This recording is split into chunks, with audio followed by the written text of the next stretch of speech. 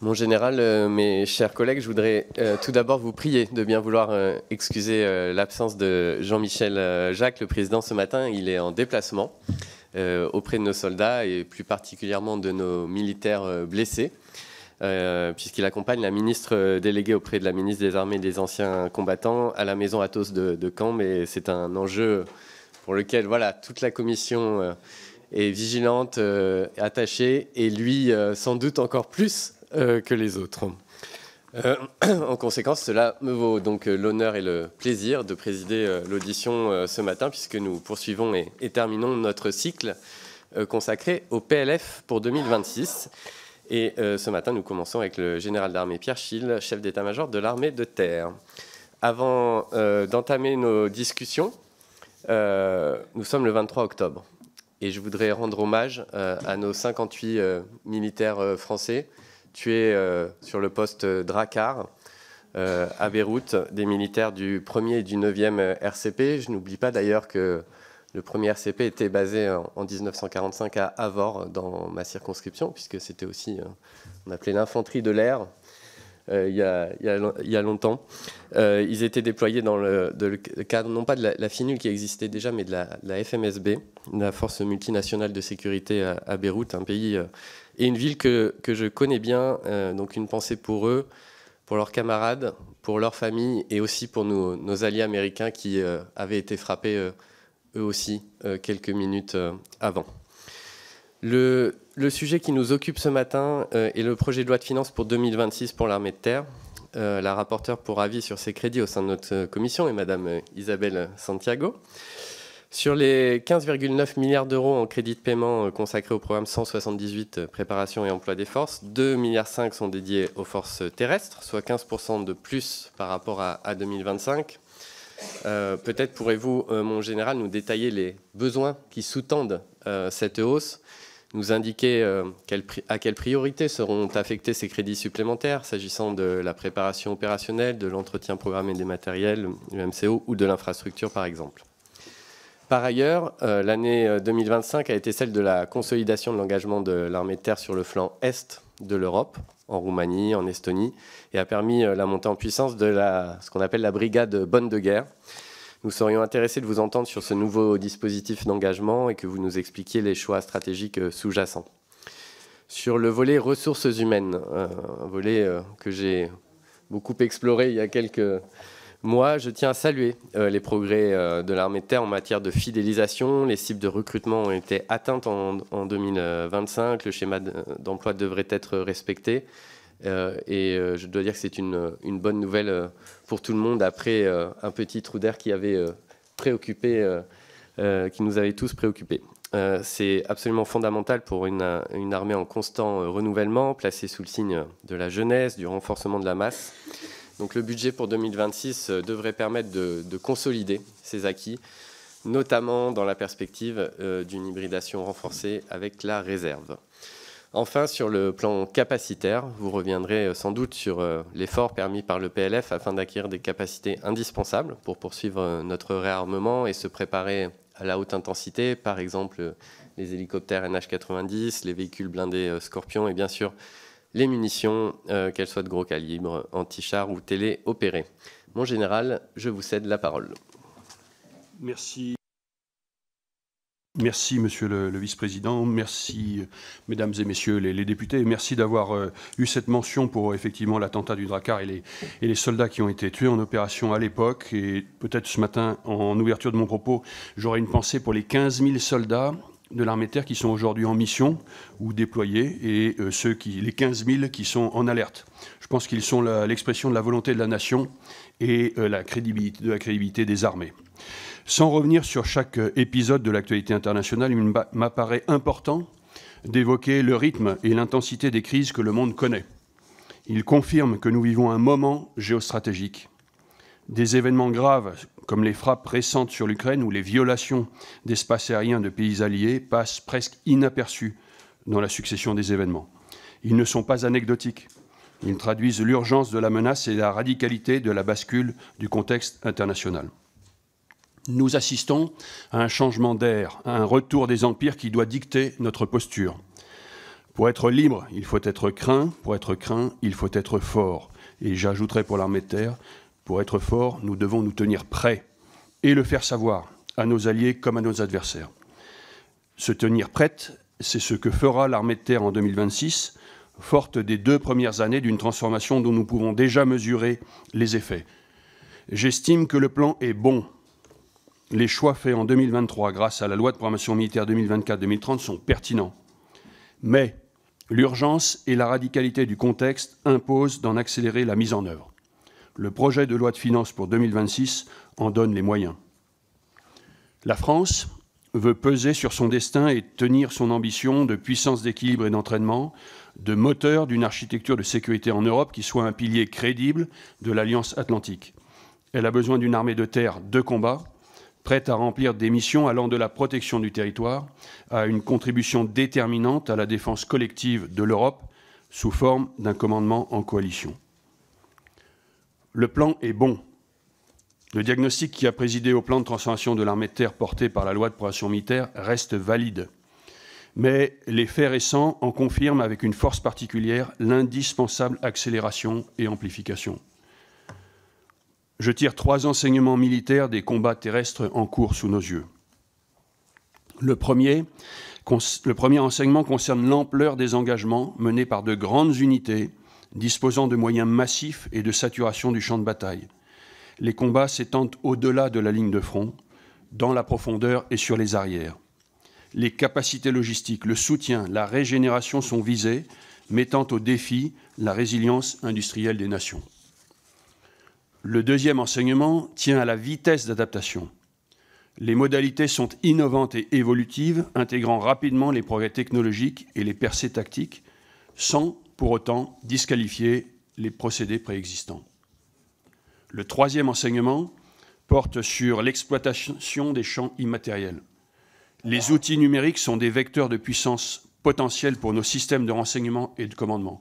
Mais, à contrario, les adversaires mènent des campagnes de désinformation et des attaques cyber pour déstabiliser les sociétés en deçà du seuil de l'affrontement ou en prolongement de la guerre sur les arrières jusqu'au cœur des nations. Dans ce monde où le champ des perceptions est devenu un des champs de bataille, il ne suffit plus d'être fort, il faut le faire savoir. Il faut montrer sa force avant de la démontrer. Montrer sa préparation, sa cohérence, sa détermination, c'est asseoir sa crédibilité, c'est déjà peser sur le rapport de force. À travers sa transformation, l'armée de terre construit des outils de puissance adaptés aux enseignements des conflits en cours et de leur évolution. Son but est la crédibilité, adaptée de manière continue pour décourager en permanence, protéger la France et ses habitants, quoi qu'il arrive, assurer ses partenaires et, le cas échéant, vaincre en coalition. L'objectif est double. Tout d'abord, être prêt dès ce soir, et je dirais même dès ce matin. Et deuxièmement, s'adapter pour demain. Mes 4 priorités sont donc le commandement et la connectivité pour accélérer la décision d'une part, l'acquisition de la transparence du champ de bataille, c'est-à-dire le renseignement et son exploitation d'autre part, la létalité par la densité, la rapidité et la précision des feux et des autres moyens d'attaque, ensuite, et enfin, la protection, au contact comme sur nos arrières. Pour cadencer l'effort, l'effet majeur retenu dans le plan est de disposer d'une division bonne de guerre, déployable en 30 jours en 2027. Une division agrège autour d'un poste de commandement des appuis et des soutiens, ainsi que 2 brigades. La première étape est atteinte cette année avec une brigade bonne de guerre, vous l'avez mentionné, monsieur le vice-président, c'est-à-dire 8000 soldats équipés, avec leurs moyens, leurs véhicules et leurs munitions, entraînés, commandés, prêts à être déployés, quelle que soit la mission à remplir. Entre la brigade bonne de guerre de 2025 et la division de 2027, 2026 sera l'année de la montée en puissance des appuis et des soutiens différenciants, en particulier les feux et la logistique. En 2 ans, le plan de cette armée de terre de combat a déjà produit des effets tangibles. Les bénéfices capacitaires sont concrets. Nous atteindrons cette année 45% du total des livraisons de véhicules Scorpion. Le virage de l'innovation produit ses effets. La dronisation est ainsi en marche, symbolisée par la création des centres d'entraînement tactique drones dans les brigades. Et la situation RH, vous l'avez mentionné également, Monsieur le Vice-président, de l'armée de terre est confortée avec une amélioration sensible de la fidélisation depuis 2023. Mais, derrière ce plan qui est bon, l'urgence du contexte exige désormais d'accélérer, sa radicalité exige d'amplifier. La barrière des signalements stratégiques est en partie déjà franchie, et je sais que le SEMA l'a exposé ici. Nos adversaires ne se contentent pas d'observer en restant à distance. Ils nous testent. Chaque provocation, chaque attaque, même hybride, constitue un banc d'essai de notre cohérence et de notre détermination collective. Il est impératif d'apporter une réponse justement proportionnée et sans faiblesse à ces tests qui pourraient sinon être le préalable à un choc de plus grande ampleur et donc plus dangereux dans les années à venir. Nous devons être prêts et le faire savoir. C'est le but de l'armée de terre qui entend donc demeurer stratégique, innovante et soudée. L'armée de terre est stratégique. Elle protège et agit chaque jour, sur le territoire national, dans l'Hexagone et Outre-mer, comme à l'étranger. Elle fait le job, c'est-à-dire qu'elle produit les effets attendus par la nation. En 2025, elle a rempli ses missions et contribué au signalement stratégique par ses engagements. Ça a été Dacian Spring, PICNI, brigade extension actuellement déployée en Roumanie. Elle l'a fait par ses exercices, comme Warfighter 25, mais aussi par ses coopérations renforcées en Afrique ou en Inde lors de l'opération Shakti. L'année 2026 sera placée sous le signe des coalitions, afin de faire un pas de plus dans la préparation des chocs et la démonstration de notre détermination. S'agissant de la préparation opérationnelle d'abord, l'effort porté sur le maintien en condition opérationnelle, les munitions et l'activité au sens large que vous avez mentionné permettra de dépasser les 70% de la norme de référence visée en fin de LPM. Cette année sera notamment marquée par Orion 26, un exercice majeur entraînant nos états-majors et nos unités avec nos alliés. Il sera l'occasion de tester l'interopérabilité à grande échelle, de valider la préparation opérationnelle de nos soldats. Cet exercice éprouvera nos concepts d'emploi interarmes, interarmées, interalliés et même interministériels. En matière d'engagement opérationnel, en plus des missions en cours et de celles qui se déclencheront au cours d'année que nous ne connaissons déjà pas encore, l'armée de terre tiendra en 2026 simultanément 3 alertes. D'abord, l'échelon national d'urgence, ce que nous appelons le Guépard. 7000 soldats prêts à partir avec des délais d'alerte échelonnés de 12 heures à 5 jours, y compris pour des missions souveraines nationales. Deuxièmement, l'alerte de premier rang de l'OTAN, l'Allied Response Force, ARF 2026, qui sera structurante. Et en surplomb, nous nous tiendrons prêts à déployer des forces dans le cadre de garanties de sécurité, le cas échéant, au profit de l'Ukraine. Mais être stratégique dans le monde qui vient, c'est être innovant. Et l'armée de terre est innovante. Être innovant, c'est s'adapter en permanence. Il n'y a pas de point d'arrivée car il n'y a pas d'armée innovée. Dans ce cadre, la transformation des structures de l'armée de terre sera poursuivie en 2026 pour les adapter aux besoins des conflits modernes. Cette transformation a débuté par la réorganisation du commandement haut de l'armée de terre avec les fameux commandements alpha qui ont permis la mise en synergie des moyens d'action dans la profondeur du champ de bataille, dans ses arrières, dans son environnement, dans son espace numérique. Cette transformation se poursuit en 2026 avec le renforcement progressif des régiments d'appui et de soutien qui délivreront les feux longue portée et la logistique, qui sont mes efforts pour 2026, mais aussi les régiments qui délivrent la guerre électronique, la défense solaire, le génie, le renseignement. La transformation se fait ici au rythme de l'arrivée des équipements. Concernant ces équipements, et toujours dans ce domaine de l'innovation, nous poursuivrons la montée en puissance du parc César, avec la livraison de 10 Césars de nouvelle génération, d'obus d'artillerie et de 20 mortiers embarqués pour l'appui au contact. Les stocks de roquettes et de missiles seront renforcés. Un effort particulier est porté sur les drones et la boucle renseignement-feu avec la livraison prévue de drones et munitions téléopérées, drones suicides, couvrant la trame de l'armée de terre depuis le drone à pilotage immersif, les fameux First People View FPV, avec 3000 FPV d'entraînement sans charge, jusqu'aux drones les plus endurants, dits opératifs. Cette montée en puissance s'accompagne d'un effort logistique pour donner à nos chaînes plus de robustesse et de réactivité.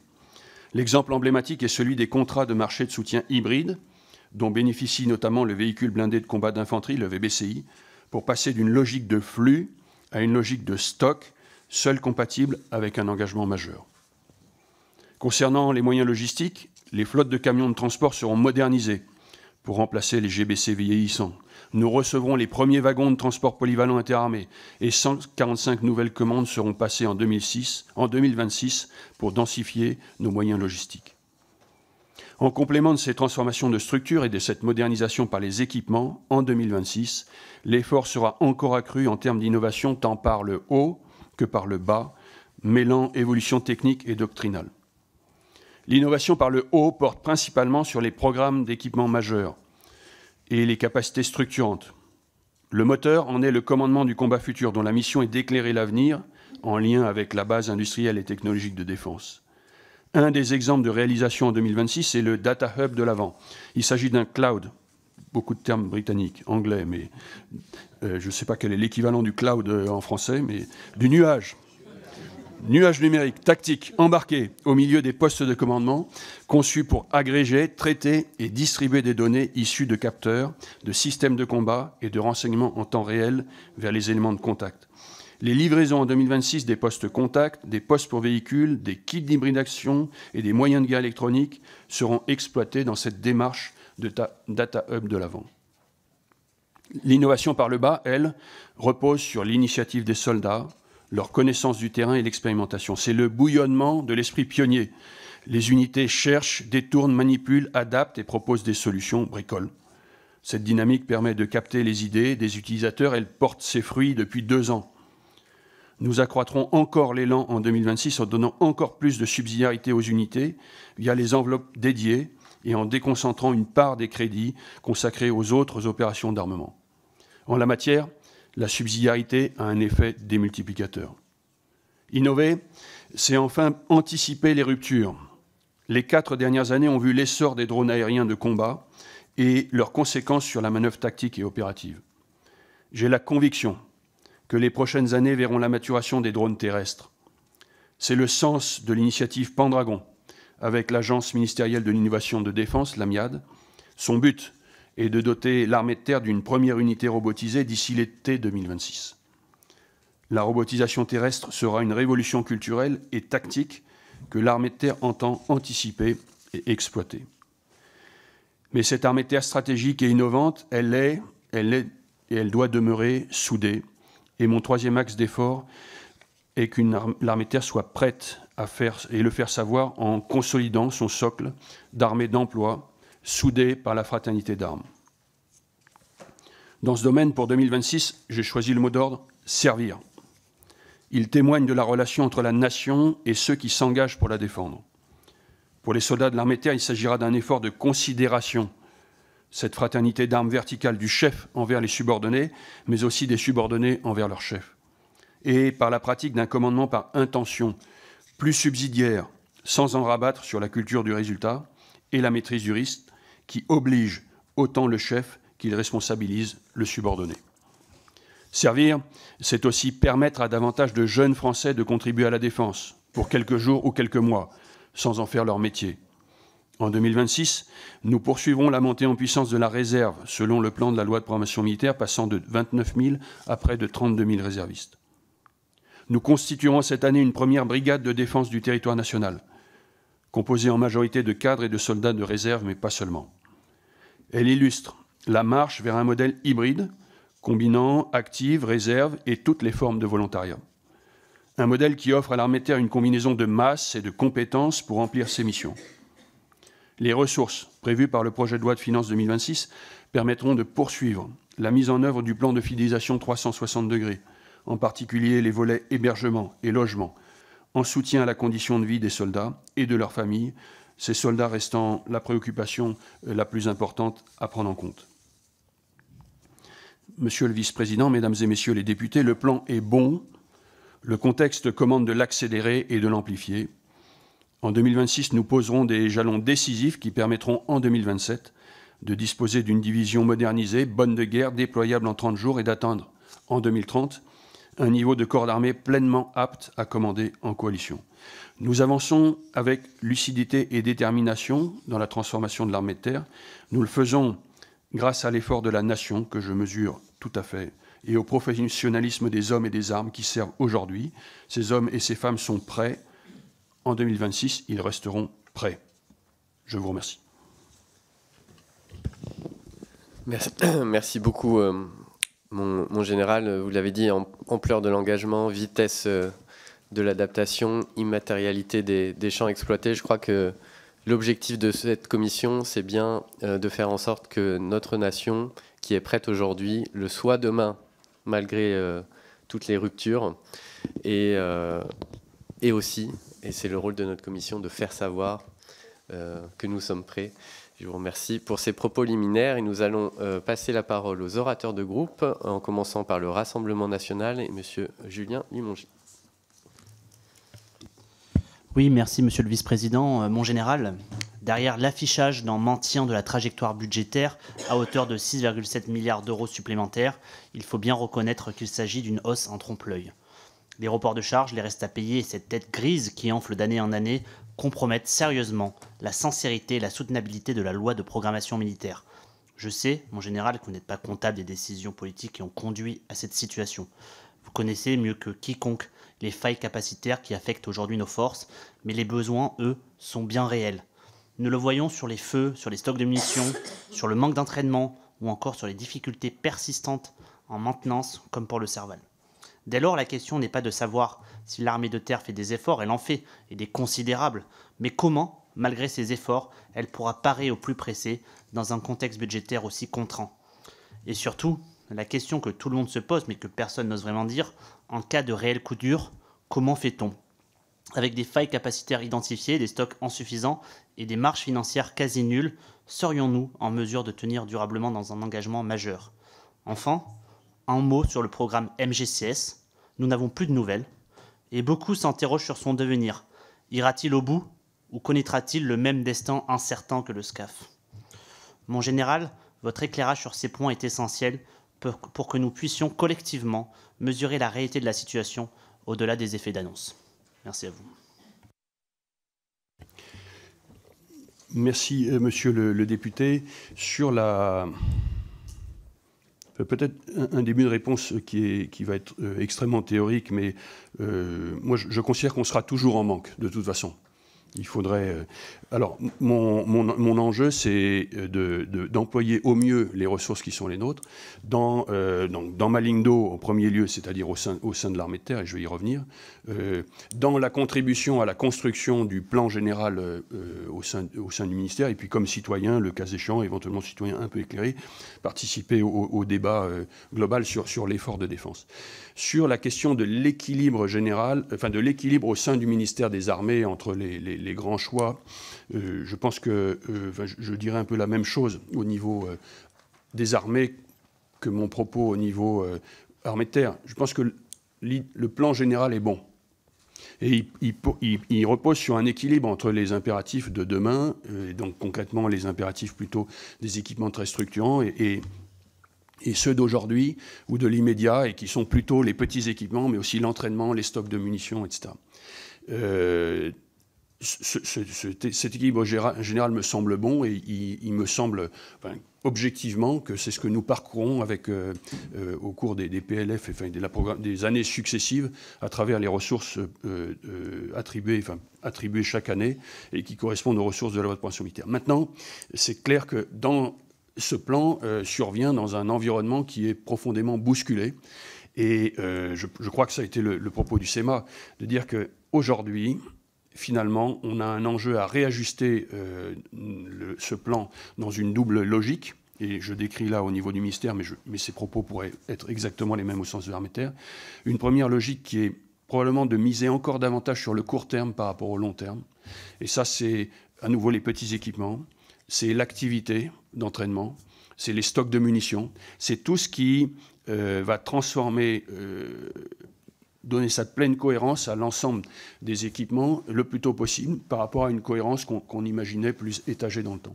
Et puis il y a une deuxième évolution qui est l'évolution qui est fonction de la menace et de l'évolution technologique, et en quoi y a-t-il une adaptation à avoir. Maintenant, si je viens à l'armée de terre en illustration de ce point-là, les efforts qui sont faits en 2026, et notamment les efforts qui sont permis par les ressources supplémentaires par rapport à ce qui était prévu dans la loi de programmation militaire, mais également par un réajustement de la programmation de la loi de programmation militaire, permettent d'avoir un effort accru en termes de munitions à acquérir, en termes d'activité, à la fois en volume, mais surtout en qualité de cette activité, et en équipement de cohérence. Et moi, je crois beaucoup à cette démarche de subsidiarité, y compris d'enveloppe et de décision budgétaire vers vers l'armée de terre de la part de l'état-major des armées et vers les petits échelons pour régler ce sujet. Et du coup, ça amène la question de que se passera-t-il ce soir ? Ce soir, ce qui est certain et ce que je veux garantir et je dois garantir, c'est que l'armée de terre, avec tous ses moyens réunis, sera sur les remparts de notre pays, telle qu'elle est, et en tirant le meilleur profit de ce qu'elle a. Mais très, très profondément, je crois que la réalité est que nous ne sommes pas seuls, et la question est comment l'Europe sera sur les remparts du continent ce soir. Et nous, mon témoignage là-dessus, c'est que, objectivement, la France, aujourd'hui, au niveau politique, au niveau politico-militaire et au niveau militaire qui est le mien, est un élément moteur. La fameuse coalition des volontaires pour l'Ukraine, mais enfin, qui est un point d'application, mais d'une démarche de nation cadre plus globale. Nous sommes concrètement en lead, enfin en direction avec les Britanniques. Moi, je vois dans les interactions avec mon homologue britannique et avec l'armée de terre britannique, même vis-à-vis des Britanniques, nous sommes une référence de ce point de vue-là. Alors, est-ce que les Européens sont complètement prêts ? Non, il y a un enjeu à augmenter, à accroître les efforts de défense, etc. Mais cette question de la coalition et du fait que nous partions ensemble, c'est le premier point. Dans cette question de la coalition, il y a la question des relations bilatérales, et vous évoquez le sujet du MGCS avec les Allemands. J'avoue que la partie armée de terre, finalement, sans faire une passe à d'autres, mais a été établie à travers l'expression d'un besoin militaire commun avec les Allemands, déjà depuis 2023. Moi, j'entends mais le délégué général pour l'armement est probablement intervenu dessus, que les choses avancent, puisque très schématiquement, la société ad hoc, la compagnie ad hoc, a été créée au cours de l'année 2025, que l'appel à contrat lui a été donné, qu'en principe, elle doit répondre d'ici la fin de l'année, de façon à avoir une contractualisation au moins d'une première tranche et d'un premier élément en 2026. Merci beaucoup, mon général. La parole est à Madame Corinne Vignon pour le groupe Ensemble pour la République. Merci beaucoup, Monsieur le Président. Général, le 25 décembre dernier, vous présentiez vos grandes orientations à la session technique de l'armée de terre, la STAT, à Versailles. Vous avez alors dit aux journalistes « Nous devons être prêts dès ce soir à la guerre de haute intensité ». Après la 7e brigade dite de bonne guerre, capable d'être déployée en 15 jours avec armes et bagages sur le flanc est de l'Europe, la France vise la capacité de déployer une division, soit environ 19 000 hommes sous 30 jours en 2027. Puis l'objectif sera de commander et d'aligner avec des pays partenaires un corps d'armée, soit 60 000 hommes, en 2030. Pour préparer ceci, la France a l'hypothèse d'un engagement majeur. Je sais que l'armée de terre redouble d'inventivité. Je pense par exemple au système anti-drone Proteus que la STAT a développé en seulement 4 mois en installant un canon couplé à une caméra thermique sur un châssis de camion. La robotisation est aussi un chantier clé pour l'armée de terre. Une première unité de vingtaine de robots terrestres devrait voir le jour en 2026. Pour donner à nos armées les moyens de ces ambitions, le projet de loi de finances 2026 prévoit une augmentation de 3,2 milliards d'euros des crédits de la mission défense, auxquels s'ajoute une surmarge de 3,5 milliards d'euros.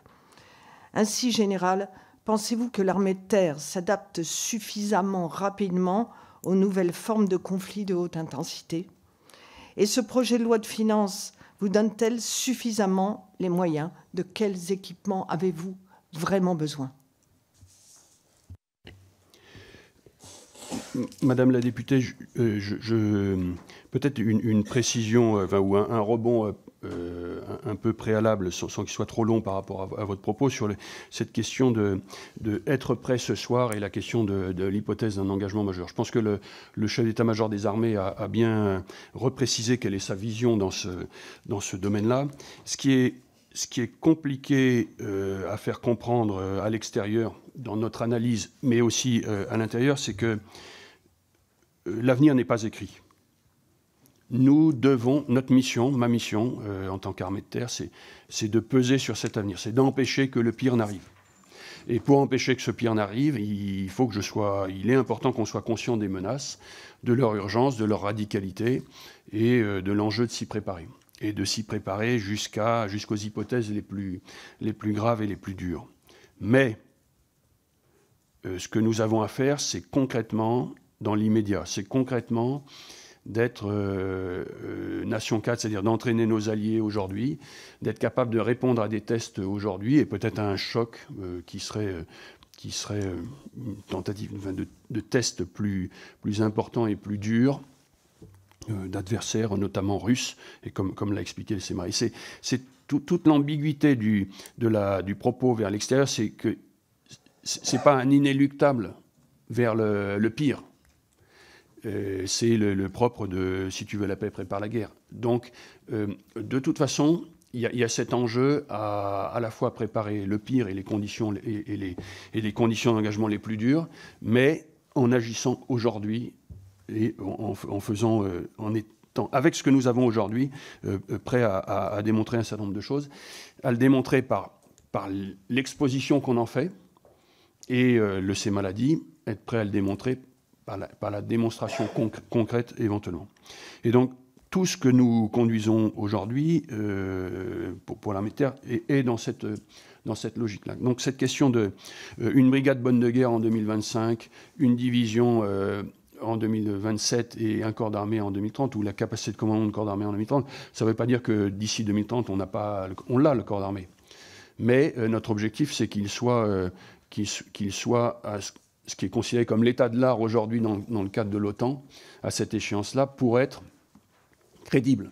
Même si je suis absolument sûr que l'horizon va se déplacer et qu'en 2030, on se dira il y aura eu une évolution technologique, il y aura eu une évolution des adversaires, voire des alliés, et qu'il y aura ensuite besoin d'avancer. Et ce cadencement à travers cette brigade, cette division et ce corps, c'est aussi pour marquer un peu physiquement et concrètement un certain nombre d'éléments d'évolution. Mais les éléments d'évolution, vous les avez soulignés, c'est à la fois les aspects c'est très concrètement, globalement pour l'armée de terre, plutôt les éléments qui sont dits différenciants d'appui et de soutien que les unités de contact. C'est pour ça que je n'ai pas tellement parlé de chars, d'infanterie, et que j'ai plus parlé de feu, de cyber, de logistique et de profondeur logistique, de lutte anti-drone, etc., tels que vous les avez. Et donc, effectivement, de façon à nous inscrire sur ce chemin, nous menons, sous l'égide de l'état-major des armées, en lien avec les industries, la direction générale pour l'armement, un certain nombre de réformes ou d'évolutions, mais qui sont plutôt aujourd'hui dans un pas un peu long, parce que ce sont des capacités structurantes, même si tout l'objectif avec la DGA et l'état-major des armées, c'est d'avoir une part de ces évolutions de structure, enfin, sur les grandes capacités qui soient accélérées. Et je peux en citer une qui est en plus émergente, c'est la question des robots.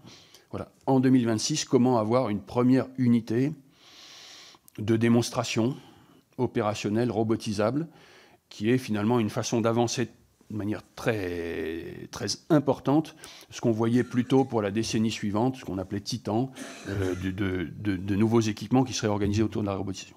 Mais cette démarche par le haut, elle est absolument, ça j'en suis de plus en plus persuadé, à trouver son substrat et à être alimenté par une démarche par le bas. Alors, parfois, ça peut faire penser à du bricolage. Oui, mais c'est important parce que c'est un vecteur, le subsidiarité, le fait de donner des marges de manœuvre, d'avoir des idées qui viennent d'en bas, le cas échéant d'en choisir certaines pour qu'elles passent à l'échelle. Et le terme que j'ai choisi pour cette année 2026 pour l'innovation, c'est industrialisation, qui prend en compte cet aspect industrialisation le plus élevé, mais aussi industrialisation. Comment les bonnes inventions d'en bas, on les fait passer à l'échelle. Ça me semble être la bonne démarche, de façon à ce que nous combinions ces impératifs de court et de long terme.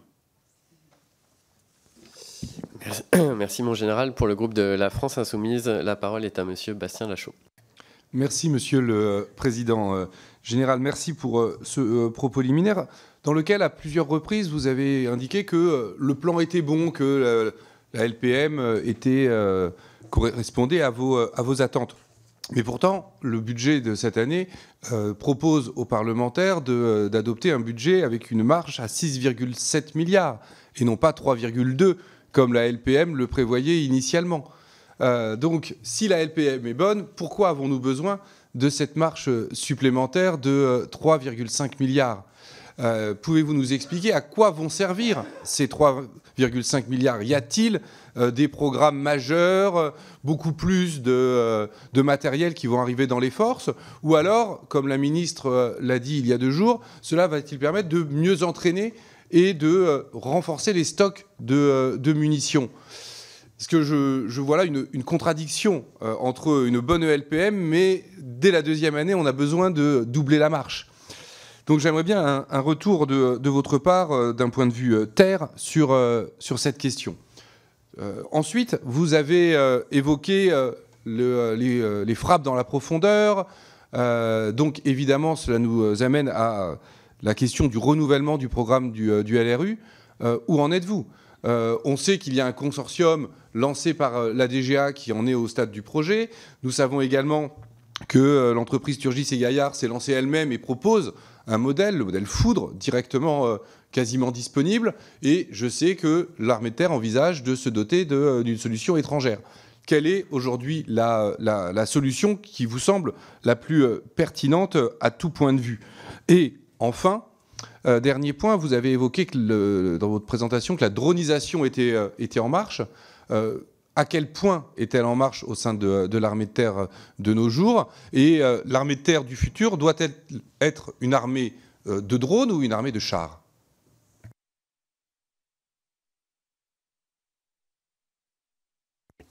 Monsieur le député, premièrement, sur la question de la surmarche et des ressources supplémentaires.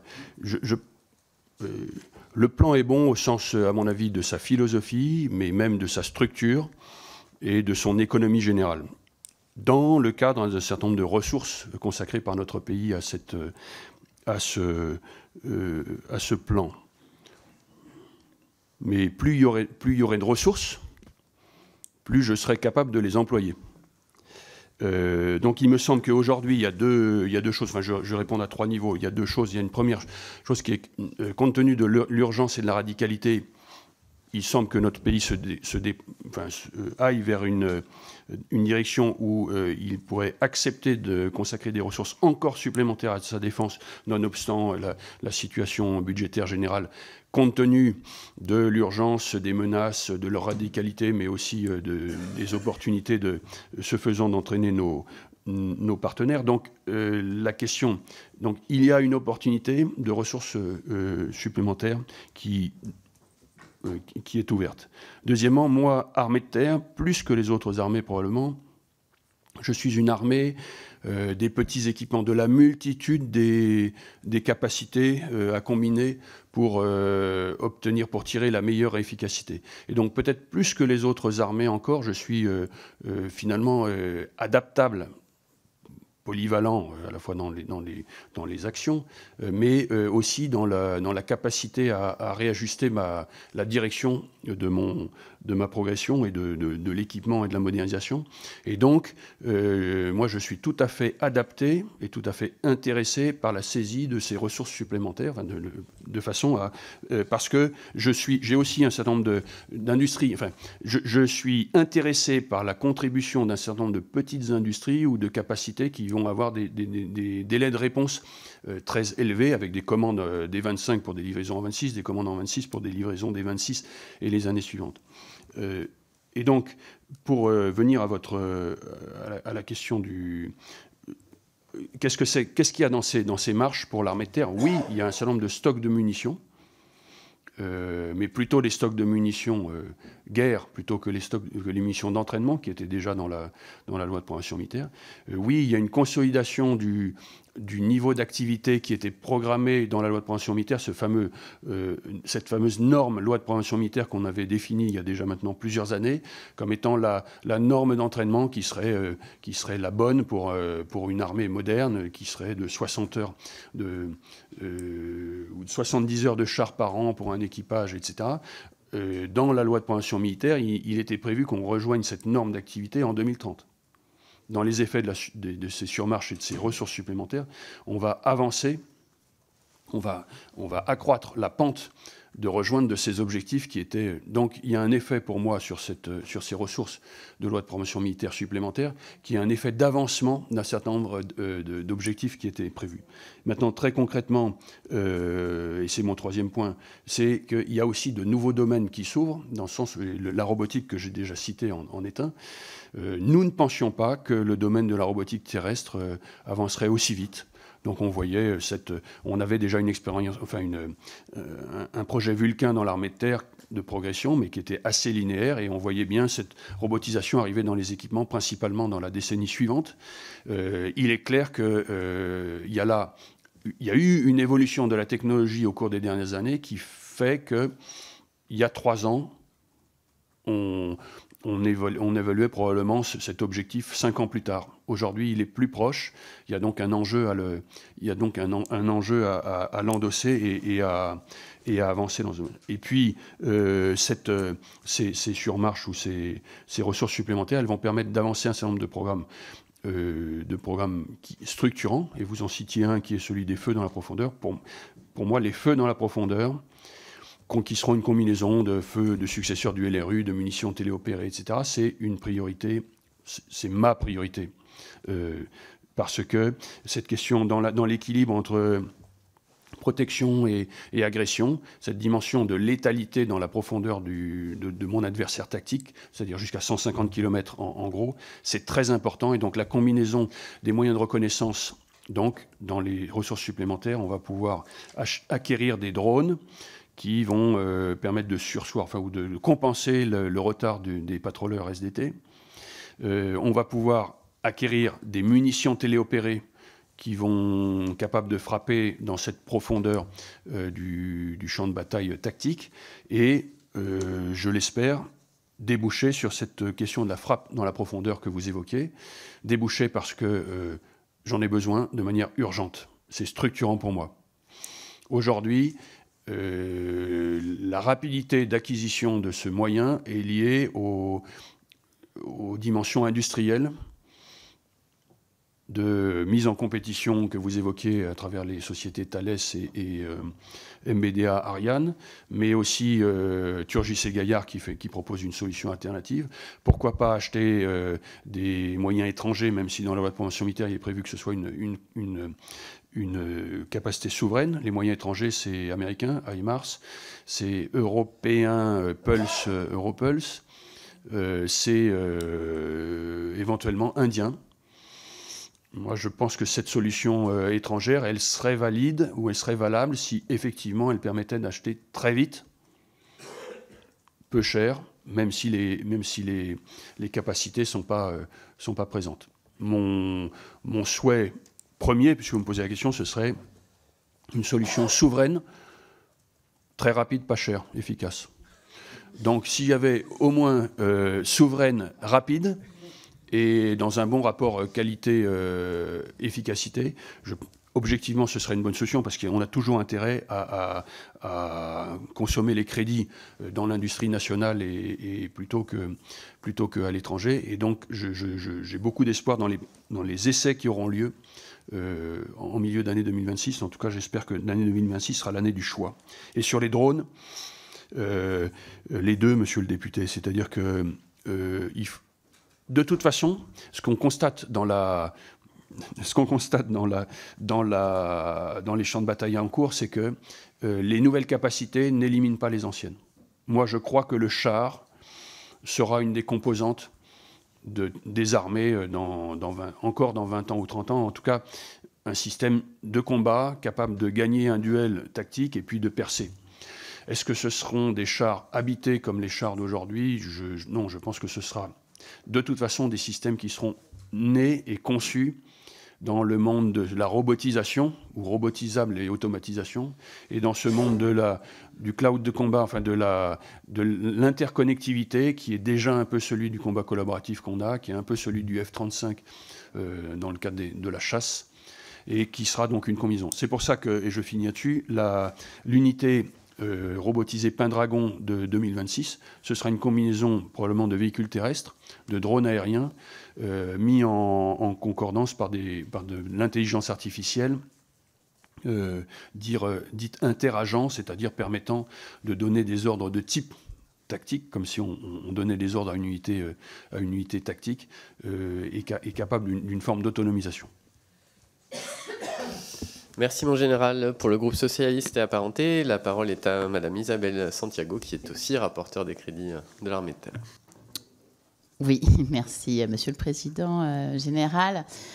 Donc tout d'abord, je m'associe aux pensées pour les familles de nos militaires, comme a pu l'évoquer en préambule de nos travaux le vice-président. Et puis vous dire aussi que là, je m'associe aussi, en tout cas, en ayant eu l'honneur d'être rapporteur sur ce budget et de pouvoir rencontrer les hommes et les femmes de nos armées, et donc de l'armée de terre, vous dire la puissance qui se dégage de cette jeunesse, des hommes et des femmes qui sont sur le terrain, que j'ai pu voir, et où l'innovation et la passion pour notre nation était vraiment très intéressant. Et en tout cas, je les salue et je salue leur famille. Je voulais aujourd'hui, évidemment, je ne ferai pas le rapport puisque c'est la semaine prochaine que je vais le présenter. Donc, mon général, je voudrais juste aborder une question autour de l'exercice Orion. Donc, cette année qui va être évidemment très important. Et l'augmentation donc des crédits en 2026 va permettre notamment de financer cette opération. Pour les plus anciens, nous avons eu l'occasion d'aller la rencontrer quand c'était Orion par le passé. Les entraînements, évidemment, sont majeurs. Orion 26 est un exercice qui va être donc interarmé et interministériel, qui s'inscrit dans une manœuvre stratégique de l'OTAN et qui prépare les forces armées à la prise d'alerte au 1er juillet 2026. L'exercice doit permettre de tester les soutiens, la logistique et les capacités de commandement. Donc, comment Orion 2026 permettra de mieux préparer les forces à la haute intensité, quelles sont les différentes phases de l'exercice et les priorités qui vont y être associées. Pourriez-vous aussi également revenir sur les crédits qui vont être affectés pour Orion 2026 ? Et enfin, Orion est un outil de signalement stratégique pour nos alliés, bien évidemment, nos compétiteurs, et ils sont nombreux. Aussi, je me permets donc une question un peu ouverte, mon général. Comment cet exercice va contribuer aussi à ce que j'aborde et que je présenterai la semaine prochaine dans mon rapport, Gagner la guerre avant la guerre. Voilà, je vous remercie et la semaine prochaine, j'aurai le plaisir de vous présenter le rapport. Merci, Madame la députée. Orion 26, c'est finalement la suite de l'exercice Orion 23 que vous aviez mentionné. Et Orion 23, c'était une intuition du chef d'état-major de l'armée de terre. Alors par moi, mon prédécesseur, général Burkhardt, à ce moment-là, il avait eu tout à fait cette intuition de la question de l'opérationnalisation, de se préparer plus durement. Et dans cette partie entraînement, il avait eu cette intuition qu'il fallait revenir à des grands exercices que nous avions abandonnés parce que c'est clair que ce sont des exercices qui coûtent, qui mobilisent, qui prennent du temps, y compris sur le terrain pour les soldats, hein, qui font déjà beaucoup. Hein. Pour l'armée de terre, on est à plus de 140 découchés par an. Cette année, on le sera encore l'an prochain, qui se répartit entre les missions et puis ces entraînements. En tout cas, cette intuition qu'il y avait un enjeu à faire cet exercice pour faire les choses en vrai, au moins partiellement en vrai, de façon à en tirer des conclusions qui ne soient pas seulement des conclusions théoriques, mais qui soient des conclusions pratiques, était une excellente intuition. On a donc fait cet exercice 2023 et en fonction des conclusions qu'on en a tirées, on a programmé cet exercice pour 2026. Vous l'avez dit, c'est d'abord un exercice interarmé, c'est-à-dire que ça va mettre en jeu et entraîner l'ensemble des capacités des armées et même interministérielles avec des dimensions de mise en œuvre de ces stades de défense qui avaient été introduits dans la loi de programmation militaire, en tout cas dans la réflexion sur la loi de programmation militaire, et qui sont en train d'être opérationnalisés. Comme le schéma général de cet exercice va être assez similaire à celui de 2023, c'est-à-dire qu'en fait c'est un exercice qui va durer plusieurs mois, de l'ordre de 4 mois, avec 4 phases principales qui seront, dont 3 seront visibles avec des forces importantes sur le terrain. Une première phase qui va être une phase d'entrée en premier. En 2023, ça va eu lieu autour de Toulon. Cette année, ce serait plutôt sur l'Atlantique. Une phase intermédiaire sur laquelle je vais revenir, qui sera beaucoup plus du travail de ces fameux stades de défense, de la résilience de la nation, du rôle de notre pays à être nation hôte vis-à-vis de l'OTAN, des questions de flux logistiques, de mobilisation, le cas échéant, des réserves, etc. Et puis 2 phases qui seront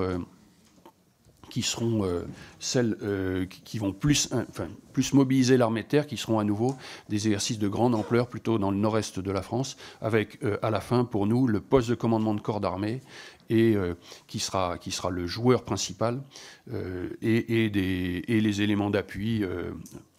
Ce sera un très grand exercice. Alors, il faut qu'on fasse attention, parce qu'on met tellement d'ambition dans cet exercice qu'il faut qu'on série, et c'est le travail qui est en cours, quelles seront les priorités étudiées, de façon à de pas en augmenter la complexité à l'infini et de ne pas être capable d'être au résultat.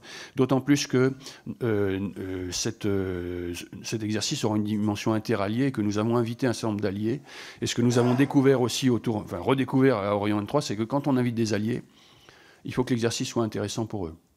Nous, on peut se permettre d'avoir des niveaux subalternes ou subordonnés qui vont jouer, qui ne sont pas au cœur de l'exercice et qui donc vont finalement avoir qui vont pas forcément travailler au rythme et avec l'ampleur avec laquelle ils pourraient travailler si l'exercice était vraiment dédié à leur niveau. Mais quand on invite des alliés, eux, il faut que ce soit intéressant. Donc on a cet enjeu de combinaison des alliés, d'une partie qui sera simulée, d'une partie qui sera réellement jouée sur le terrain, etc. On dépassera les 10 000 hommes, dont une quinzaine de pourcents, entre 15 et 20% d'alliés. Pour nous, armée de terre, on approchera les 3000 véhicules pour cet exercice. Et donc, ce sera un exercice qui coûtera plusieurs dizaines de millions d'euros.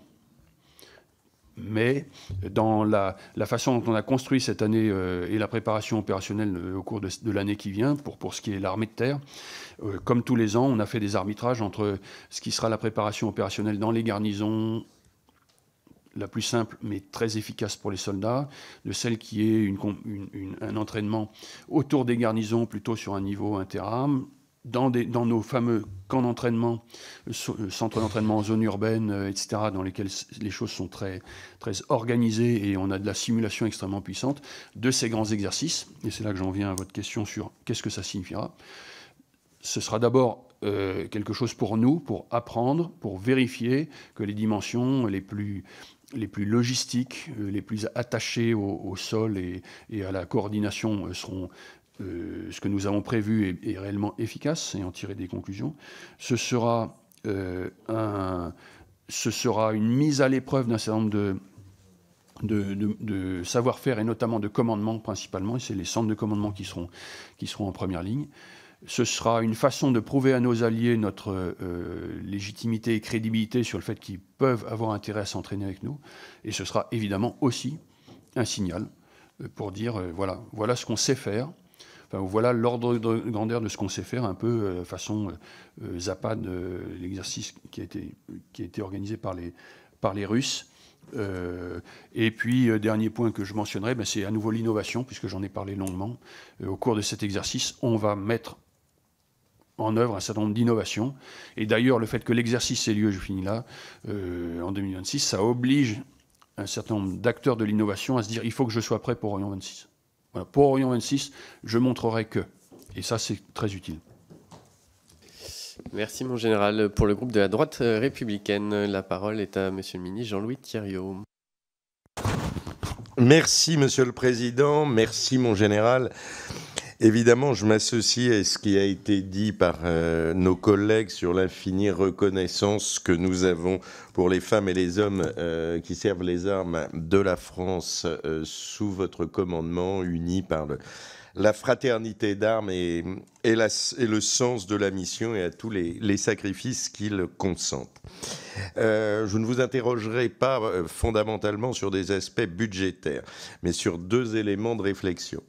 Le premier, c'est que dans l'hypothèse d'un engagement majeur, on le voit aujourd'hui en haute intensité en Ukraine, on est confronté à une situation de blocage tactique avec des interrogations sur les difficultés de la manœuvre, la crise de la manœuvre, je ne sais pas s'il faut l'appeler ainsi, liée notamment à la transparence du champ de bataille.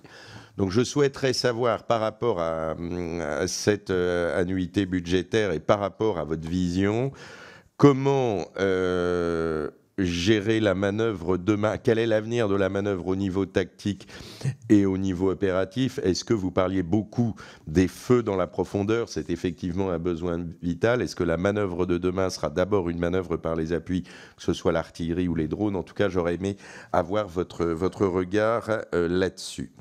Par ailleurs, un des éléments de cette manœuvre, c'est la protection du corps de bataille en défense solaire basse couche, notamment lutte anti-drone. Alors, on a déjà évoqué un système comme le Proteus ou le retour du canon. On en avait parlé il y a 3 ans, ici, dans une mission parlementaire faite par notre collègue Pouzirev. J'étais très impressionné de ce qu'a fait l'Astat en très peu de temps. Il y a la commande des Serval LAD qui vont arriver.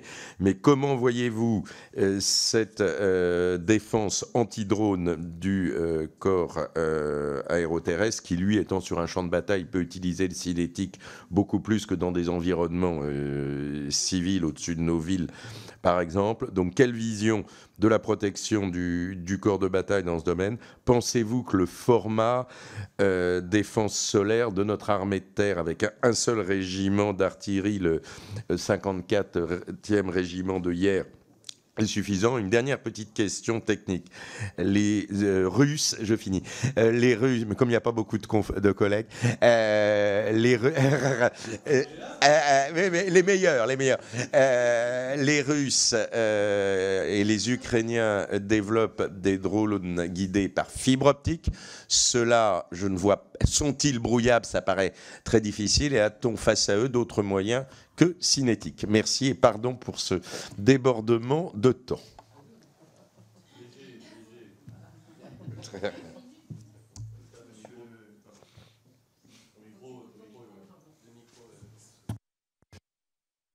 Monsieur le député, monsieur le ministre, sur la question du blocage de la manœuvre, c'est au cœur de nos réflexions.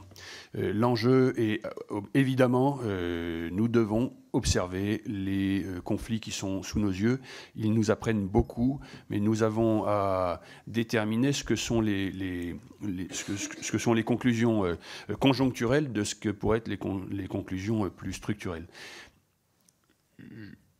Je vais peut-être m'avancer en disant que je pense que le blocage tactique tel qu'il a lieu aujourd'hui dans les plaines de l'Ukraine est plus une conjoncture de la situation des deux belligérants, du terrain, de l'épuisement initial, etc., qu'un élément vraiment structurant. En revanche, dans les éléments structurants qui conduisent à ce blocage tactique aujourd'hui, il y a un certain nombre d'éléments constitutifs. Souvent, nous, on les analyse en disant, c'est les capacités de commandement. Les capacités de commandement sont démultipliées, vont être démultipliées. L'intelligence artificielle, l'ensemble des capacités numériques vont réellement changer les modalités de commandement, et il faut avancer dans ce domaine-là. Et ça, c'est plutôt favorable à la manœuvre, parce que ça donne de l'agilité et de savoir trouver le point. Mais le deuxième, et c'est antinomique, c'est la transparence. Et cette transparence, objectivement, la transparence des dispositifs, c'est un élément structurant du temps qui vient. Et donc, il y a probablement des terrains dans lesquels cette transparence va assez naturellement vers un blocage. Cette transparence, elle est plus favorable à la défense. Même si, ce qui est très difficile, autant on peut voir les dispositifs, on a du mal à voir les intentions. Et on a vu à travers un certain nombre d'exemples, notamment la saisie de Koursk, même si ça fait, la percée vers Koursk, même si c'est un peu ancien, etc. Combien, alors que le dispositif était connu, les Ukrainiens ont réussi à faire une manœuvre d'offensive. Et deuxièmement, dans des terrains beaucoup plus dans lesquels on est capable de se cacher, soit parce qu'on trouvera des moyens de se cacher, soit parce qu'en zone urbaine et dans les souterrains, il y a des possibilités d'échapper, eh bien là, l'offensive peut également l'emporter.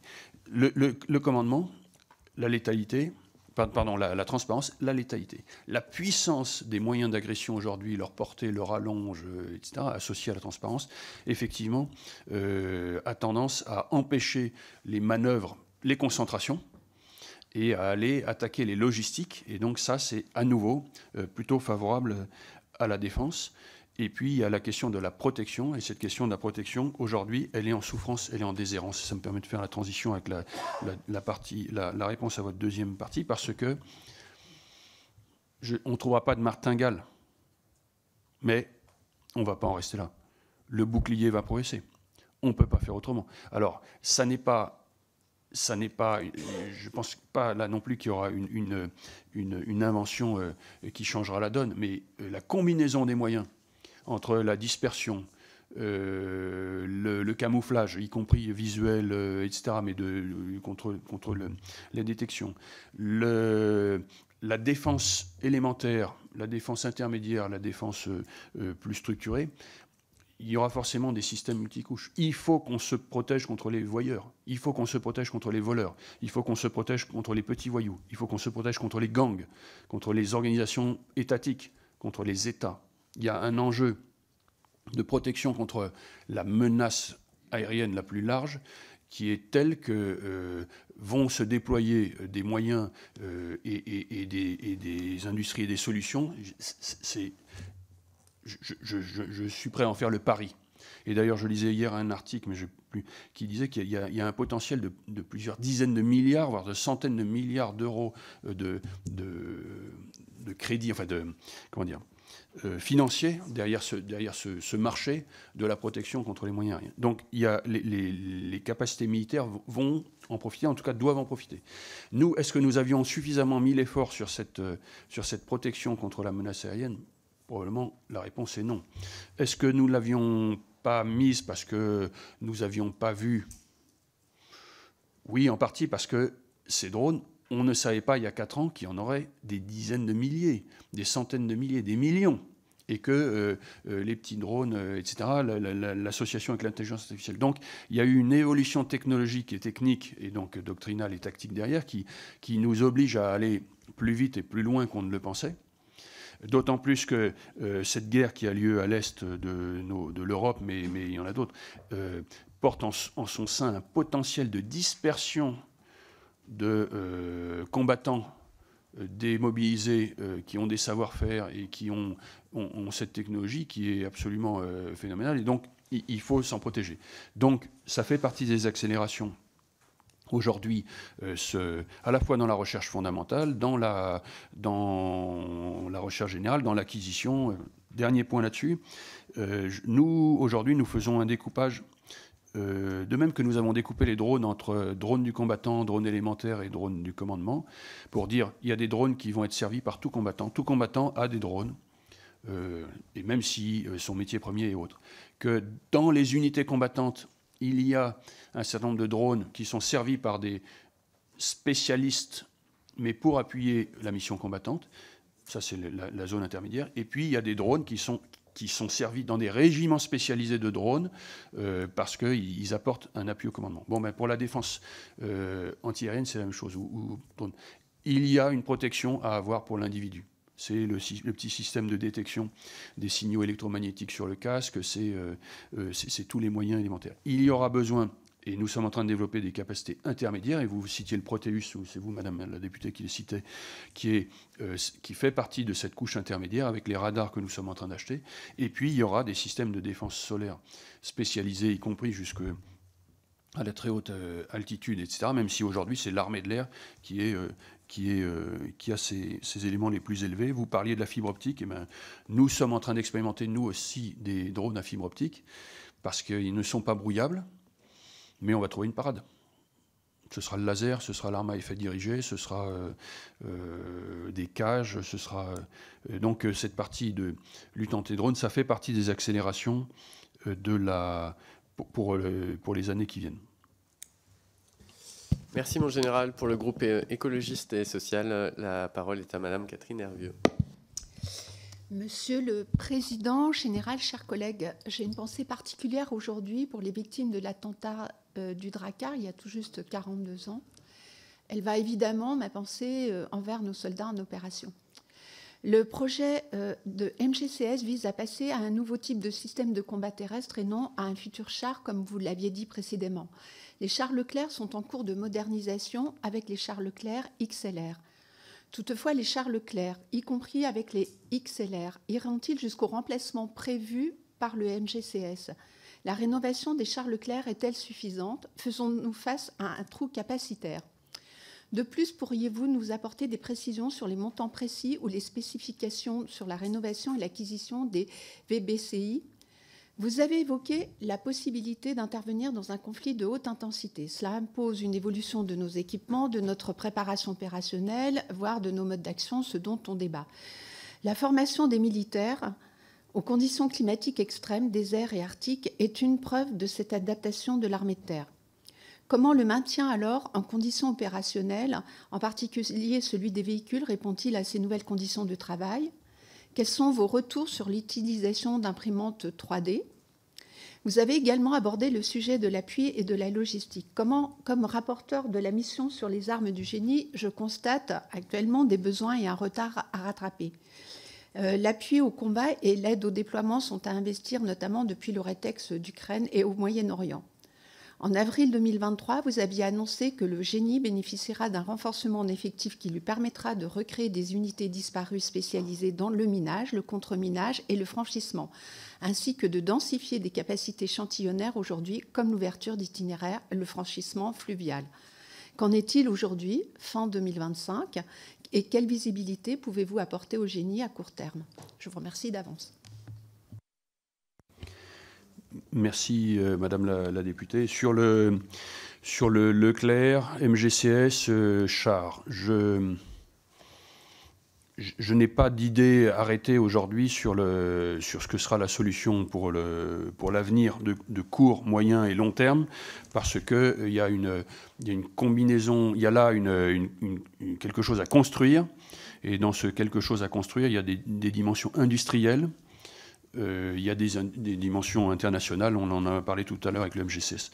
Ce que je dis, moi, aujourd'hui, et je continue à dire, c'est que le char, quelque chose qui ressemble à un char ou qui remplit les fonctions du char, c'est-à-dire le duel est capable de percer, restera un des éléments structurants ou un des éléments importants des armées futures et donc de l'armée terre française.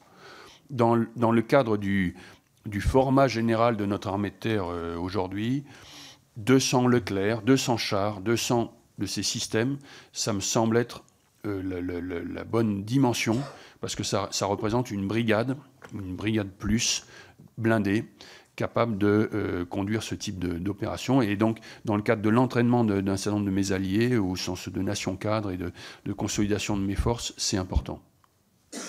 Aujourd'hui, cette fonction, elle est exercée par 4 régiments de chars qui sont équipés de Leclerc Et nous sommes en train de les rénover, c'est-à-dire concrètement, on est en train de transformer la tourelle analogique en une tourelle numérique et d'exploiter ce passage au numérique par des viseurs, des aides à la visée, des aides au commandement supplémentaires, etc. Mais ça reste... Bon, il y a des évolutions de la motorisation, de la protection, mais en gros, ça reste le char, ça reste le Leclerc, en mieux. Le MGCS, ou ce qu'il y aura dans 15 ans, moi je suis persuadé que ce sera autre chose. Ce sera quelque chose qui sera né dans cet univers robotisé et du cloud du combat, de l'échange d'informations. Il va y avoir là un saut de génération. Mon sujet, c'est comment nous négocions ce saut de génération. Et c'est là qu'est la limite de mon propos. Je ne sais pas aujourd'hui si le projet franco-allemand ou européen arrivera à être, à déboucher suffisamment vite pour que mes chars Leclerc rénovés soient remplacés directement par ce char. Est-ce qu'il y aura partiellement un autre engin ou quelque chose qui fera la jonction entre les deux, mais je ne veux pas que ça me coûte trop cher parce que je ne veux pas rater la marche de cette génération future. C'est tout ce qui est en train d'être discuté avec la DGA, avec l'état-major des armées.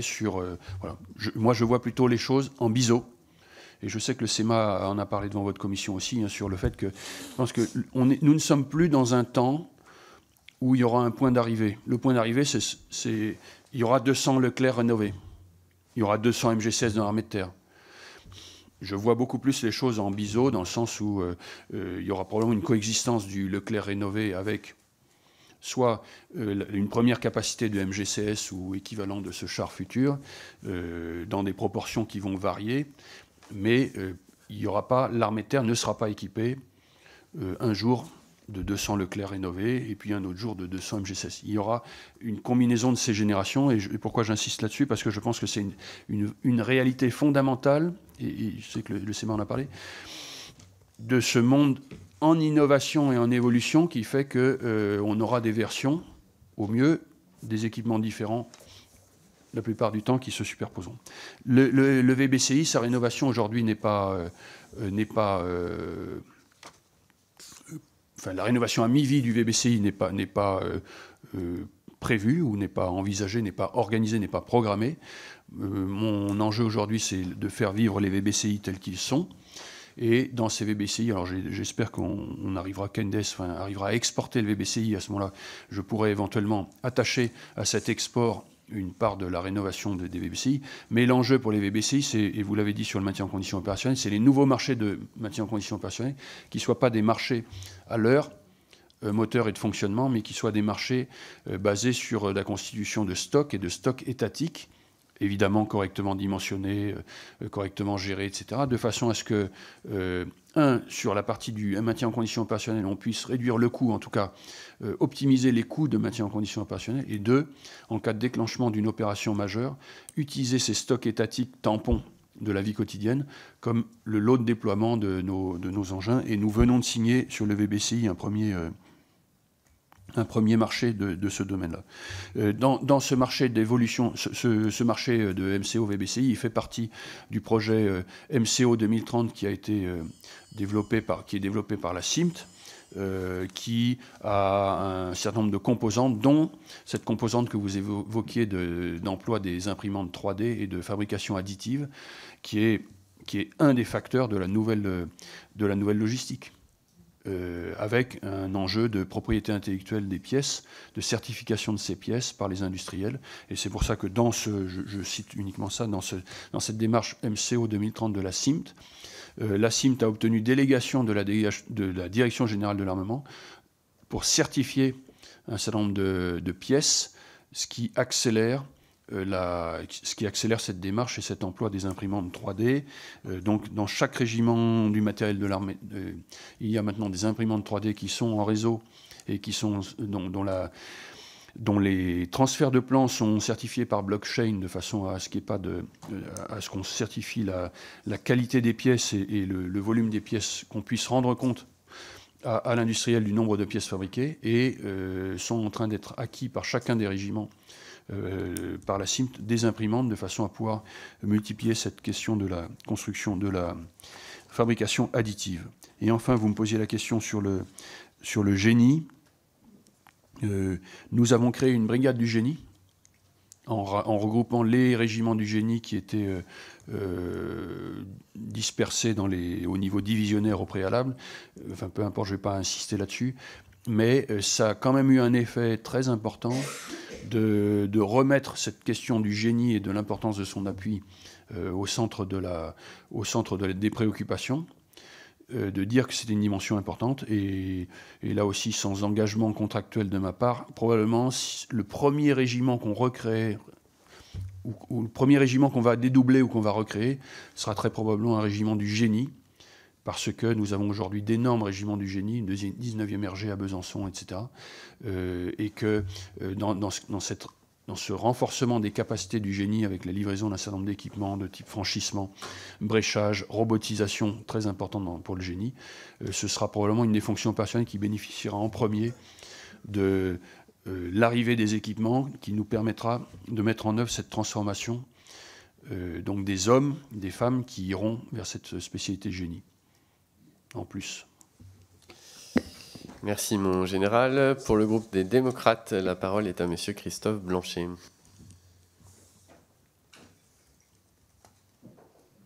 C'est moi. Merci, monsieur le président, mon général. Permettez-moi aussi de saluer toutes les femmes et les hommes qui portent un uniforme pour nous protéger et nous défendre, et de saluer évidemment les familles et camarades des 58 soldats morts il y a 42 ans lors de l'attentat du Drakkar. Mon propos concernera deux axes et deux formules que vous avez utilisées dans votre propos liminaire, mon général. Vous avez dit « il faut se tenir prêt car nos adversaires nous testent ». Alors sur le propos « nos adversaires nous testent », comme nous avons la chance d'être filmés aujourd'hui et donc possiblement que nos concitoyens nous regardent, pouvez-vous dire exactement quels tests nos adversaires peuvent faire aujourd'hui pour que tout le monde puisse comprendre ce qu'il en est aujourd'hui? Deuxième chose sur nos adversaires nous testent, c'est intéressant de voir l'évolution des mots, parce qu'il y a encore quelques temps, on parlait de compétiteurs, et aujourd'hui, on parle d'adversaires. Est-ce que vous pouvez expliquer aussi cette logique-là? La deuxième partie de mon propos concerne se tenir prêt. Alors, on peut saluer évidemment les crédits supplémentaires alloués lors de ce budget. On peut saluer évidemment que vous avez atteint l'objectif de la bonne de guerre avec 8000 soldats. Question, y a-t-il des réservistes dans cette bonne de guerre? Et quid des réservistes, pour lesquels j'ai une affection particulière? Où en est-on sur les réservistes fantômes? Celles et ceux qui s'engagent à côté de leur travail ou de leur quotidien, et parce qu'ils ont peur de se déclarer à leur entreprise, prennent sur leur congé payé ou autre. Donc où est-ce qu'on en est? Vous savez que je défends le fait de faire reconnaître dans le Code du travail que s'engager dans une réserve peut faire partie d'une discrimination si la personne subit la discrimination. Je n'ai pas encore assez de co-signataires, chers amis, de cette honorable commission. Et comme le temps est imparti, je me réserve ma quatrième question pour une intervention après. Je vous remercie. Monsieur le député, effectivement, vous disiez nous sommes filmés, nous sommes regardés, nous sommes testés. C'est un fait. L'OTAN a tiré sur des drones russes au-dessus de son territoire. Des chasseurs russes ont coupé le virage un peu court dans la Baltique et ont survolé l'espace aérien estonien. C'était une erreur, on ne sait pas. Le fait est que du coup des chasseurs de l'OTAN qui assuraient la veille, enfin, où l'alerte ont décollé, les ont escortés, et que donc les réactions que nous avons face à ces événements sont regardées par les Russes, c'est clair. De même que, et ça c'est documenté et ça a été publié par le SGDSN sur sur l'instrumentalisation d'un certain nombre de manœuvres informationnelles sur les étoiles de David bleues, etc., les cercueils, les têtes de cochon. Donc, je crois que c'est une réalité objective, qu'il y a des interactions entre les Russes au sens large et l'OTAN. Peut-être que c'est intentionnel, peut-être que ce n'est pas intentionnel dans certains cas. En tout cas, ce qui est clair, c'est que la réaction que nous avons collectivement, elle signifie quelque chose, elle doit signifier quelque chose. Elle signifie quelque chose parce qu'elle est regardée, elle doit signifier quelque chose parce qu'il est important que nous puissions envoyer les bons messages à ce moment-là. Ces tests, ce que je note, c'est qu'aujourd'hui, ils visent ou ils essayent de nous mettre en difficulté toujours dans ce domaine de l'entre-deux, de l'hybride, que ce soit pour être des signaux de type mineur dans le domaine de l'information, les tags, etc., pour voir si nous avons une forme de volonté suffisante pour dire non, ça n'est pas acceptable, ou si finalement on recule de plus en plus en acceptant de plus en plus de choses. Ou un autre entre-deux, c'est la question de la cohésion entre les nations. Essayer de voir s'il y a des... Alors que l'OTAN, l'article 5 de l'OTAN stipule que l'attaque contre l'un, c'est une attaque contre tous, et que l'ensemble des membres, des alliés, doit contribuer à la défense collective, c'est essayer de voir et de faire en sorte que certains disent c'est pas grave, d'autres disent c'est très grave, et qu'il y ait une forme de distanciation. Ouais. Je pense que c'est une réalité objective. Et c'est un des enjeux par rapport aux événements qui se succèdent très importants, c'est d'arriver à voir la montée de la marée. C'est vrai que quand on regarde, on est debout au bord de l'eau, on ne voit pas la marée monter, mais on se retourne et on revient une heure plus tard, elle est montée. Et donc c'est tout l'enjeu aujourd'hui, et de savoir quelle est notre action. Donc se tenir prêt, c'est très important pour montrer, mais aussi pour démontrer le cas échéant. Et dans ce cadre-là, vous me posiez la question des réservistes. Les réservistes dans l'armée de terre, il y a une réalité quantitative. Nous avions 24 000 réservistes au moment du début de la loi de programmation militaire, et donc nous devrions monter à 50 000 réservistes au-delà de 2030. Aujourd'hui, nous avons les effectifs, et donc en cette fin d'année 2025, nous en serons à 28 000 réservistes. Et l'an prochain, on aura 3 000 réservistes de plus encore. Ces réservistes, deuxième point, il n'y a pas, dans l'armée de terre, le choix qui a été fait, ce n'est pas d'avoir des unités de réserve, au sens où il y aurait une armée de réserve, 100% réserviste, et une armée d'active. C'est bien la question de la meilleure articulation entre ces deux types de ressources, et notamment dans les états-majors, il y a un certain nombre de réservistes qui sont des renforts individuels. Dans les unités, il y a des réservistes qui concourent à la mission de ces unités. Et quand on dit que la 7e brigade blindée est bonne de guerre, il y a dans la 7e brigade blindée des réservistes. Et si jamais la 7e brigade blindée était déployée, et d'ailleurs elle l'est aujourd'hui dans l'exercice de brigade d'expansion, enfin d'exercice de déploiement de brigade en Roumanie, il y a des réservistes dans ses rangs. Comme il y a des réservistes qui aident à sa logistique, etc. Et c'est très important. Les réservistes fantômes, c'est une question... Moi, je suis persuadé qu'on n'arrivera jamais à la clore définitivement. Parce que il est important que nous avancions. Il est important que nous, à travers la garde nationale, nous concluions un certain nombre d'accords avec des organisations patronales, avec des industries, avec des patrons, pour dire que avoir des réservistes, c'est bien, c'est bénéfique à l'entreprise, c'est une forme d'engagement citoyen qui dit quelque chose de l'engagement général de l'employé et qui a quelque chose à apporter à l'entreprise. Mais on sait bien qu'au bout du bout, c'est une question de dans le bureau, il y a 3 personnes qui ont tel travail à faire, et que s'il y en a un qui part, c'est les autres qui font. Et que donc là, le fait que l'employé ou la personne le dise ou le dise pas ouvertement, c'est quand même quelque chose de très personnel, avec la relation avec son environnement direct, pas seulement son chef, mais aussi ses collègues, qui est très difficile à trancher tout en haut. Et donc, je pense qu'il faut... Nous continuons à faire effort dans ce domaine-là, et merci de nous accompagner sur ce chemin. Mais il y aura une part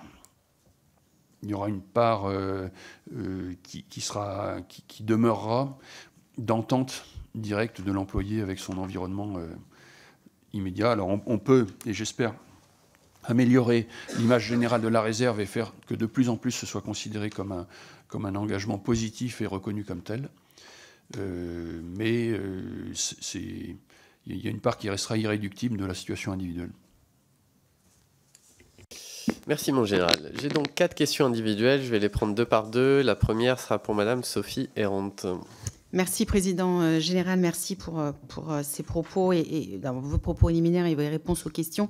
Moi je voulais saluer la convention que vous avez signée avec le président des maires de France, Association des maires de France, et puis reparler, bientôt nous allons tous dans nos circonscriptions commémorer le 11 novembre. On va nous interroger, on nous interroge déjà sur l'anticipation, ce que veut dire être passer dans éviter la guerre plutôt que de maintenir la paix. Et donc par rapport à nos citoyens, et ça revient à ce que disait mon collègue précédemment sur les réservistes, aujourd'hui les grandes questions c'est si j'ai envie de m'engager, comment je m'engage ? De quoi a-t-on besoin ? De qui a-t-on besoin ? Et ça, je pense que c'est vraiment important. Vous avez mis dans vos propos avec l'AMF que c'était surtout dans les communes qui avaient des garnisons. Moi, je pense qu'il faut le généraliser à toutes les communes de France et qu'effectivement, avec les élus, on est en campagne municipale. Aujourd'hui, chacun prépare son projet pour mars prochain. Moi, je pense que c'est important que tous les élus qui vont s'engager comprennent bien dans quel monde nous vivons, sans être dans l'hyper-peur et le fait de terroriser tout le monde, parce que quand même, les images de charniers aujourd'hui, moi, j'ai des familles qui s'inquiètent aussi. Et là, tout de suite, on change de braquet, on change quand même d'ambiance. Je pense que... Et alors, je le dis parce que pour ceux qui n'étaient pas là, mais je vous ai entendu à Toulon, tous les 3 chefs d'état-major, c'était quand même très, très important que vous puissiez rassurer tout en étant ferme et déterminé. Merci. Merci beaucoup. Donc la deuxième est pour Madame Michèle Martinez. Je vous remercie, mon général. Une armée n'est rien sans les hommes et les femmes qui la composent. Mes collègues ont pointé à juste titre les failles capacitaires. Permettez-moi de revenir sur l'autre grand défi, celui de la fidélisation. Le taux de renouvellement des primo-contrats dont l'administration souhaite le renouvellement permet de mesurer la fidélisation. Pour les militaires du rang, j'ai relevé en 2022 un taux de dénonciation de ce primo-contrat de 35%. Les raisons sont largement connues, désarroi sur sentinelle, difficulté à conjuguer engagement et vie familiale, mauvaises conditions d'hébergement. Mais il serait faux de dire que rien n'est fait. 148 millions d'euros sont prévus en AE pour l'action sociale et l'inclusion, action qui inclut le plan Fidélisation 360. Le plan Ambition Logement est également poursuivi. Nous sommes cependant très inquiets sur ce plan logement. Peu de données nous sont accessibles, mais nous savons que les retards et les difficultés s'accumulent. En général, vous n'êtes pas comptable de décisions qui ne relèvent pas de votre responsabilité. Néanmoins, quel est votre regard sur ces plans importants pour répondre aux défis de la fidélisation ? Je vous remercie.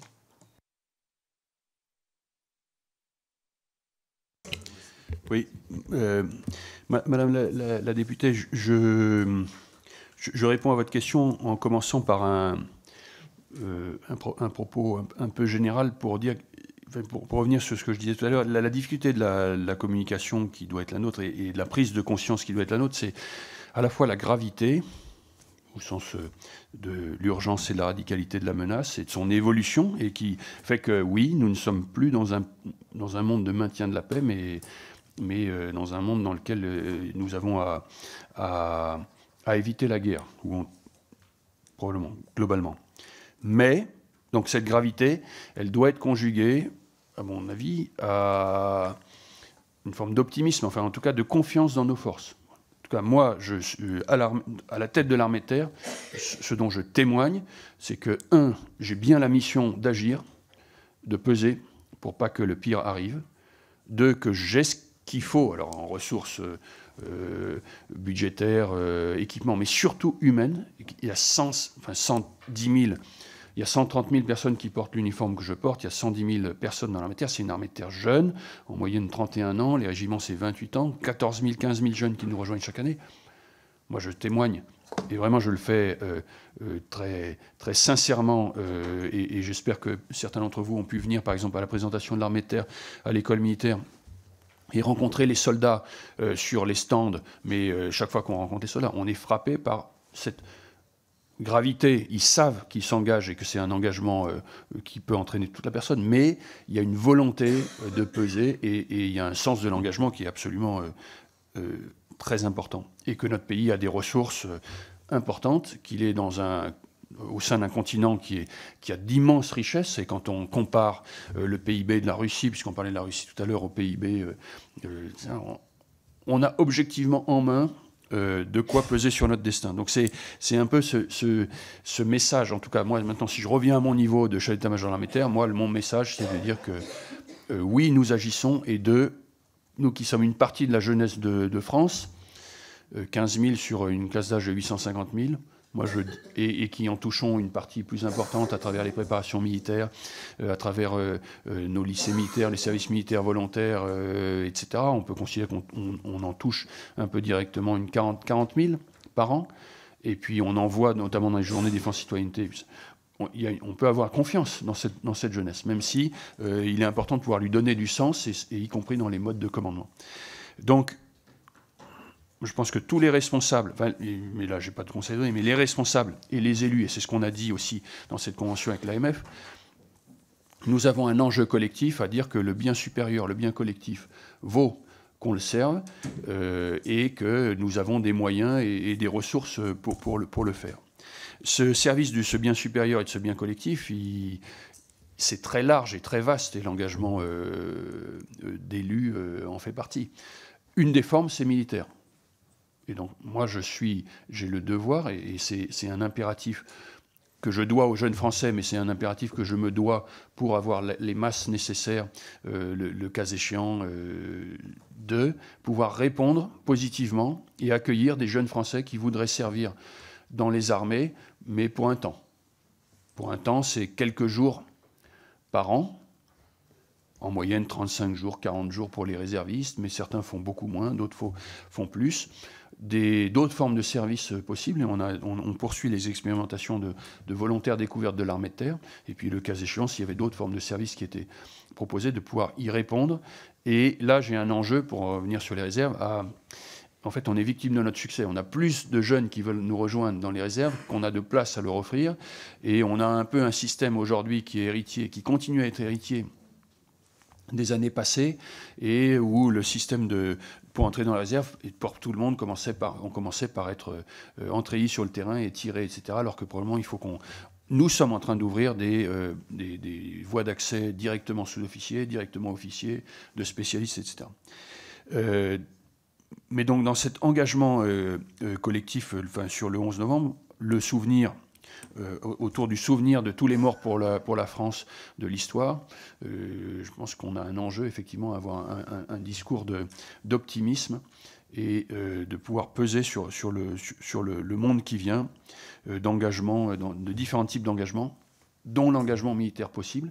Et après les élections municipales, j'ai un enjeu à pouvoir informer les élus qui auront été désignés au sein des conseils municipaux comme étant les correspondants défense pour contribuer concrètement à la mise en œuvre de cette convention que nous avons signée. Sur la question fidélisation, objectivement, aussi si je regarde de loin, nous sommes bien.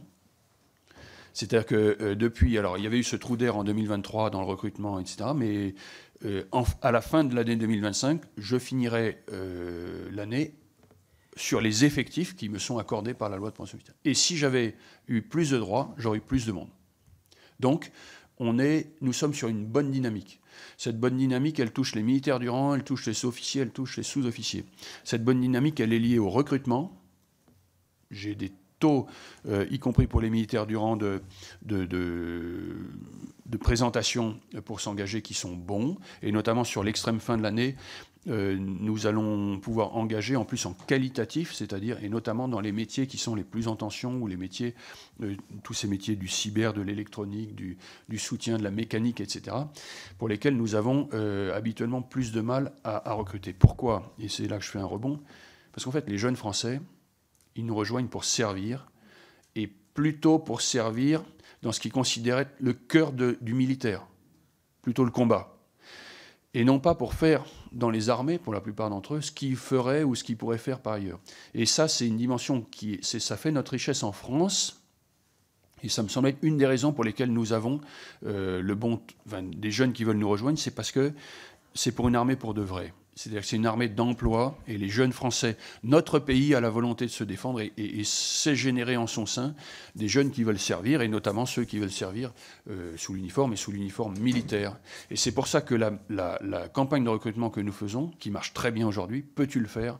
C'est comme un défi qui est donné et qui est donné aux jeunes, parce que on se rend compte que ce défi, il est important. Il contribue à donner du sens et au fait que les jeunes nous rejoignent. Donc, à l'incorporation, au recrutement, ça marche, y compris pour les militaires du rang.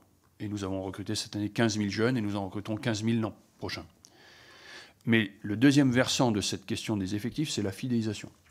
La fidélisation, cette année, pour les militaires du rang, je vais commencer par les sous-officiers, nous sommes très bien. Nous avons 14%, de l'ordre de 15% de surfidélisation. C'est-à-dire 15% des sous-officiers qui nous auraient quittés les années précédentes sont restés. C'est un des effets de la grille indiciaire des sous-officiers. Donc cette grille indiciaire des sous-officiers, elle a eu un effet escompté d'appel d'air en disant la grille va être évaluée, donc restez pour profiter de cette grille. Mais en fait, sa construction même est une construction qui est dynamique, c'est-à-dire qu'on a plutôt augmenté les rémunérations pour les au niveau intermédiaire et supérieur, qui incite un sous-officier qui est dans la carrière, enfin qui est dans son parcours à rester. Et donc l'effet n'a pas été un effet d'un seul coup l'an dernier, mais c'est un effet qui perdure, et cette année. Et donc on escompte que l'effet de la grille officier sera le même, c'est-à-dire là, aujourd'hui, on est dans l'attente. Enfin, la grille officier va être appliquée, donc il y a probablement un effet de certains officiers qui sont restés en se disant « je vais bénéficier de la grille ». Mais sa construction elle-même qui va inciter à rester, on espère que les effets seront structurellement bons. Pour les militaires du rang, c'est plus compliqué parce que les militaires du rang, c'est un flux très important. Nous avons 65 000 militaires du rang dans l'armée de terre, nous en recrutons 12 000 par an. Ce qu'on réussit une année, on n'est pas sûr de le réussir l'année suivante. Donc vous parliez, notre enjeu concrètement, c'est qu'ils renouvellent leur premier contrat. Aujourd'hui, les militaires du rang font 6,5 ans en moyenne dans l'armée de terre. Il serait bon qu'ils fassent au moins une demi-année supplémentaire en moyenne. 7 ans, ce serait notre modèle. 30%, vous avez cité un chiffre de 30%, il y a un autre chiffre de 30% qui est 30% des militaires du rang ne passent pas les 6 premiers mois. Le choc à l'ouverture est très important. On a beau faire toute l'information préalable nécessaire, la vie en collectivité, des blessures ou des blessures anciennes cachées pour pouvoir rentrer, etc., se révèlent, et finalement un mal au genou, etc., fait qu'on a du mal à suivre le rythme, l'éloignement, le particularisme. J'aimerais bien qu'on descende, mais 25%, c'est le chiffre qu'on a rêvé depuis tout le temps de ces jeunes qui ne passeraient pas les 6 premiers mois. On n'a jamais réussi à faire mieux. Et il n'y a aucune armée qui fait réellement mieux. Donc il faudrait qu'on fasse 25%. Aujourd'hui, 30%, on est un peu haut. Il faut qu'on continue. Et c'est pour ça que la dimension considération que j'évoquais tout à l'heure est très importante. Au-delà, et c'est là que j'en viens, je finis, les dimensions matérielles de logement, d'hébergement, de conditions de vie sont évidemment un élément important. C'est pas un élément qui est si important que ça au départ, parce qu'encore une fois, les jeunes viennent plutôt pour autre chose, mais c'est clairement un élément qui devient de plus en plus important au fur et à mesure que la carrière progresse, avec toute cette question de la mobilité. C'est moins vrai pour les militaires du rang parce qu'ils sont en principe pas mobiles, mais la mobilité, c'est la question de l'emploi du conjoint, de l'accession à la propriété, de l'étude des enfants et de l'accès aux soins, et que plus on avance dans la carrière, plus le coût ou les contraintes de cette vie militaire pèsent, et donc la question de leur compensation par le plan fidélisation 360, la question de l'hébergement, du logement sont importants. Le logement, c'est aujourd'hui l'affaire de ce contrat Nové, qui en est au début. Et comme toujours, au début, il y a des ajustements à faire. J'escompte que les ajustements qui sont en train d'être menés, plus l'information, permettront à ce contrat de délivrer les effets attendus. Aujourd'hui, il est plutôt critiqué, mais parce que c'est aussi la combinaison de l'augmentation des loyers et puis de l'entrée en vigueur du plan. Merci, mon général. Donc, je vais prendre les deux dernières questions. La première est pour Madame Florence Goulet. Merci, Monsieur le Président. Général, le programme Scorpion de renouvellement de nos engins blindés et de numérisation du champ de bataille se concrétise dans nos régiments par la livraison de Griffon, Jaguar et Serval en remplacement des AMX-10 RC, ERC Saguet et VAB. Pourtant, certains experts s'interrogent déjà sur leur vulnérabilité électromagnétique du fait de leurs nombreux capteurs et de leur mise en réseau qui les rendraient détectables. Ils s'interrogent également sur leur résistance à un brouillage massif et à leur adaptation à la menace des drones révélée par le conflit ukrainien. Général, malgré la commande de 200 Leclerc modernisés, le programme Scorpion est-il déjà inadapté au regard du retour de la menace de haute intensité en Centre-Europe? Je vous remercie. Et je cède la parole à Monsieur Christophe Blanchet, qui a eu l'élégance de ne pas dépasser son temps tout à l'heure. Merci, Monsieur le Président. Mon général, j'avais une question, mais je préfère réagir par rapport à votre réponse sur ma question sur les réserves. Nous avons le même objectif. J'ai juste une nuance, permettez-moi de la souligner. Quand on parle de critères de discrimination au travail, pourquoi est-ce qu'il y a ces critères? C'est parce que des salariés peuvent ne pas obtenir une prime du fait de quelques critères, ne pas obtenir un travail du fait de quelques critères ou une promotion. Parmi ces critères, il y a l'origine, le sexe, les mœurs, l'orientation, la sexualité, la religion, mais aussi les opinions politiques, les activités syndicales, les lanceurs d'alerte. Nous avons des réservistes qui ne se déclarent pas à l'entreprise parce qu'ils ont peur de ne pas avoir une prime ou de ne pas avoir une promotion. Alors pour celles et ceux qui veulent se déclarer, il faut garder la liberté de chacun. Il y a des réservistes qui ne se déclareront pas parce qu'ils ne veulent pas faire état de ce qu'ils font. Mais pour celles et ceux qui veulent le faire, il y a des jurisprudences où on a vu qu'il y a eu des discriminations au travail. Et ben pourquoi ne pas inscrire ces critères de discrimination, le fait de s'engager dans une réserve? Je pense que sur ces 25 critères, celui qui est supérieur à tous, c'est celui qui, quand on veut s'engager pour la patrie.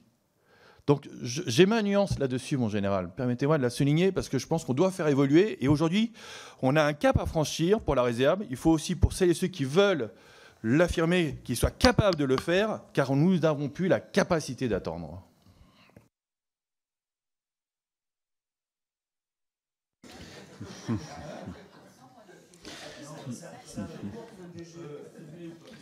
Monsieur le député, je peut-être à ce moment-là, Madame la députée, si vous me permettez de commencer par répondre sur ce sujet. C'est peut-être ma réponse qui n'était pas très à droite, parce que je suis absolument d'accord avec vous sur le fond. Je pense que cet engagement dans la réserve, l'engagement pour la défense est tout à fait estimable. Que quand ça prend la forme d'un engagement dans la réserve, c'est d'autant plus estimable, enfin c'est tout à fait estimable. Et combien de réservistes nous épatent parce qu'ils ont 2 vies ou 3 vies. D'ailleurs, quelqu'un qui a une vie professionnelle plus une vie de réserviste, souvent c'est parce qu'il est aussi... il y en a un certain nombre qui sont aussi hyperactifs, qui sont en plus dans des associations, etc. etc. Et donc ça, c'est tout à fait estimable. Deuxièmement, sur ce sujet-là, je pense qu'effectivement, nous avons un enjeu à travailler, à une culture qui considère, qui valorise l'engagement collectif et donc l'engagement dans la réserve de manière théorique, mais aussi de manière pratique, y compris dans les applications dans l'entreprise. Voilà. Mon propos était simplement le fait, à travers un certain nombre d'exemples de jeunes qui m'en parlent, combien je suis aussi conscient que derrière les dispositions qui sont à prendre et qui sont prises, y compris d'agréments ou de conventions au sommet, il y a une réalité de proximité qui est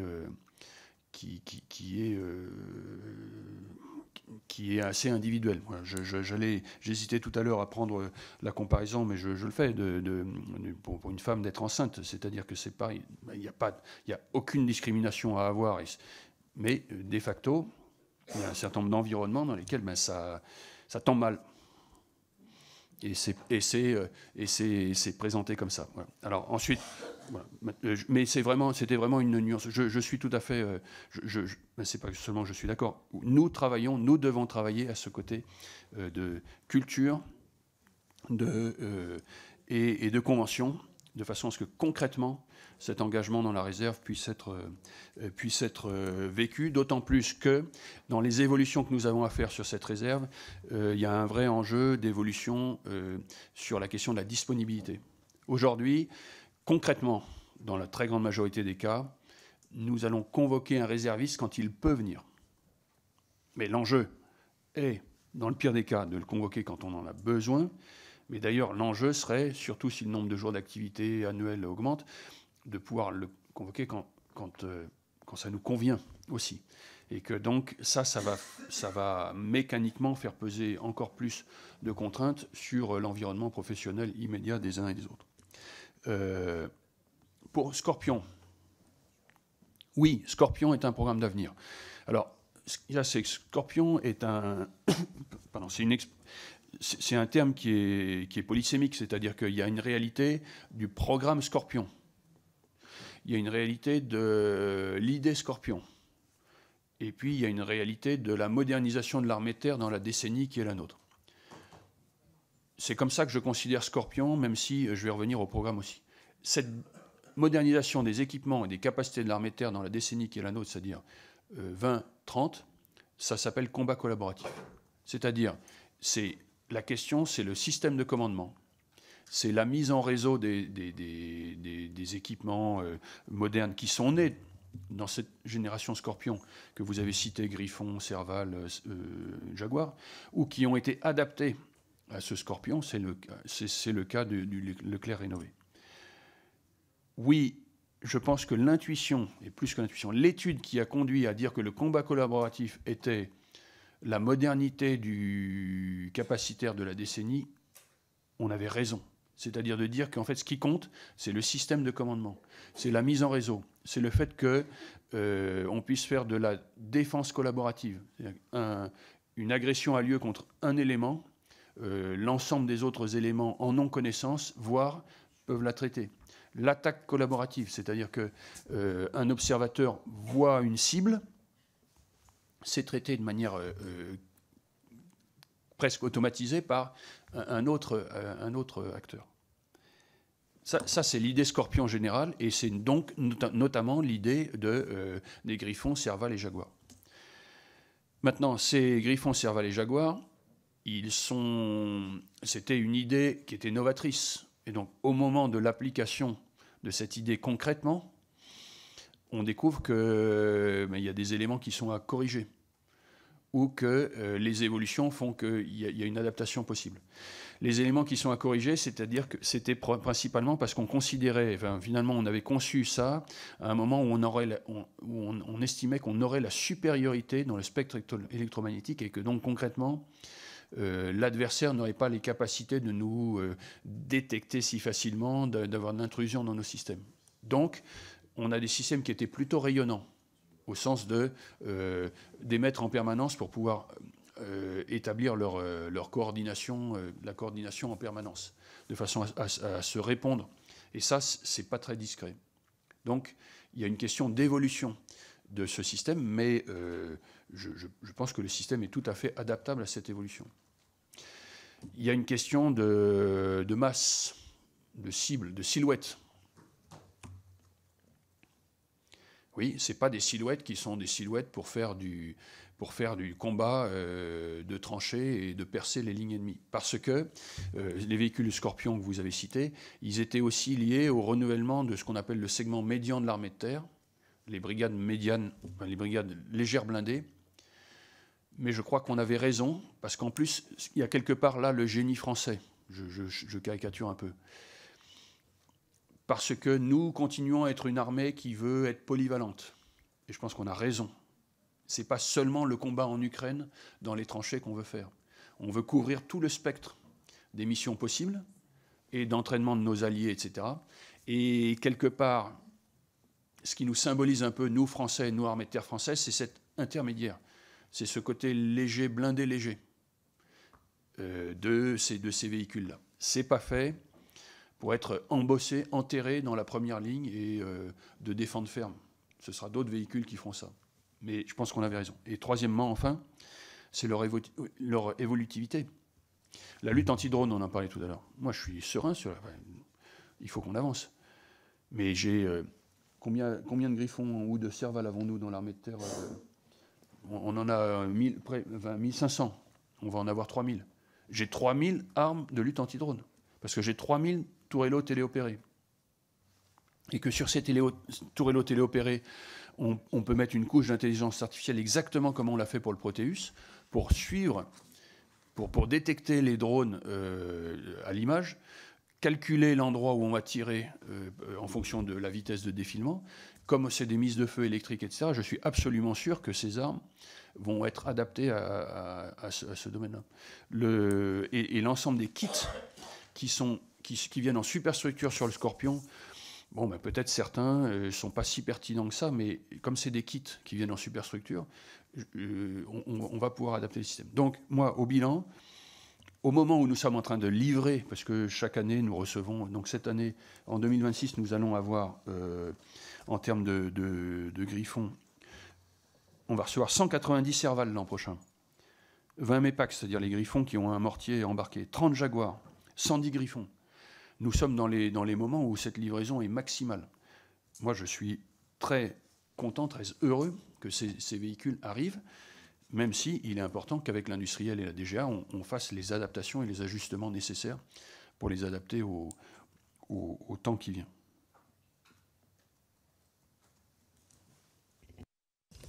Merci beaucoup, mon général. Nous arrivons au terme de cette importante audition pour préparer notre avis, nos discussions budgétaires sur le projet de loi de finances pour 2026. Merci beaucoup, d'autant que je sais que vous avez à peine atterri ce matin d'une mission importante au Rwanda. Donc merci d'avoir été avec nous, d'avoir pris le temps de répondre en détail à chacune de nos questions. Et chers collègues, nous nous retrouvons dans quelques minutes à 11h avec l'amiral Beaujour.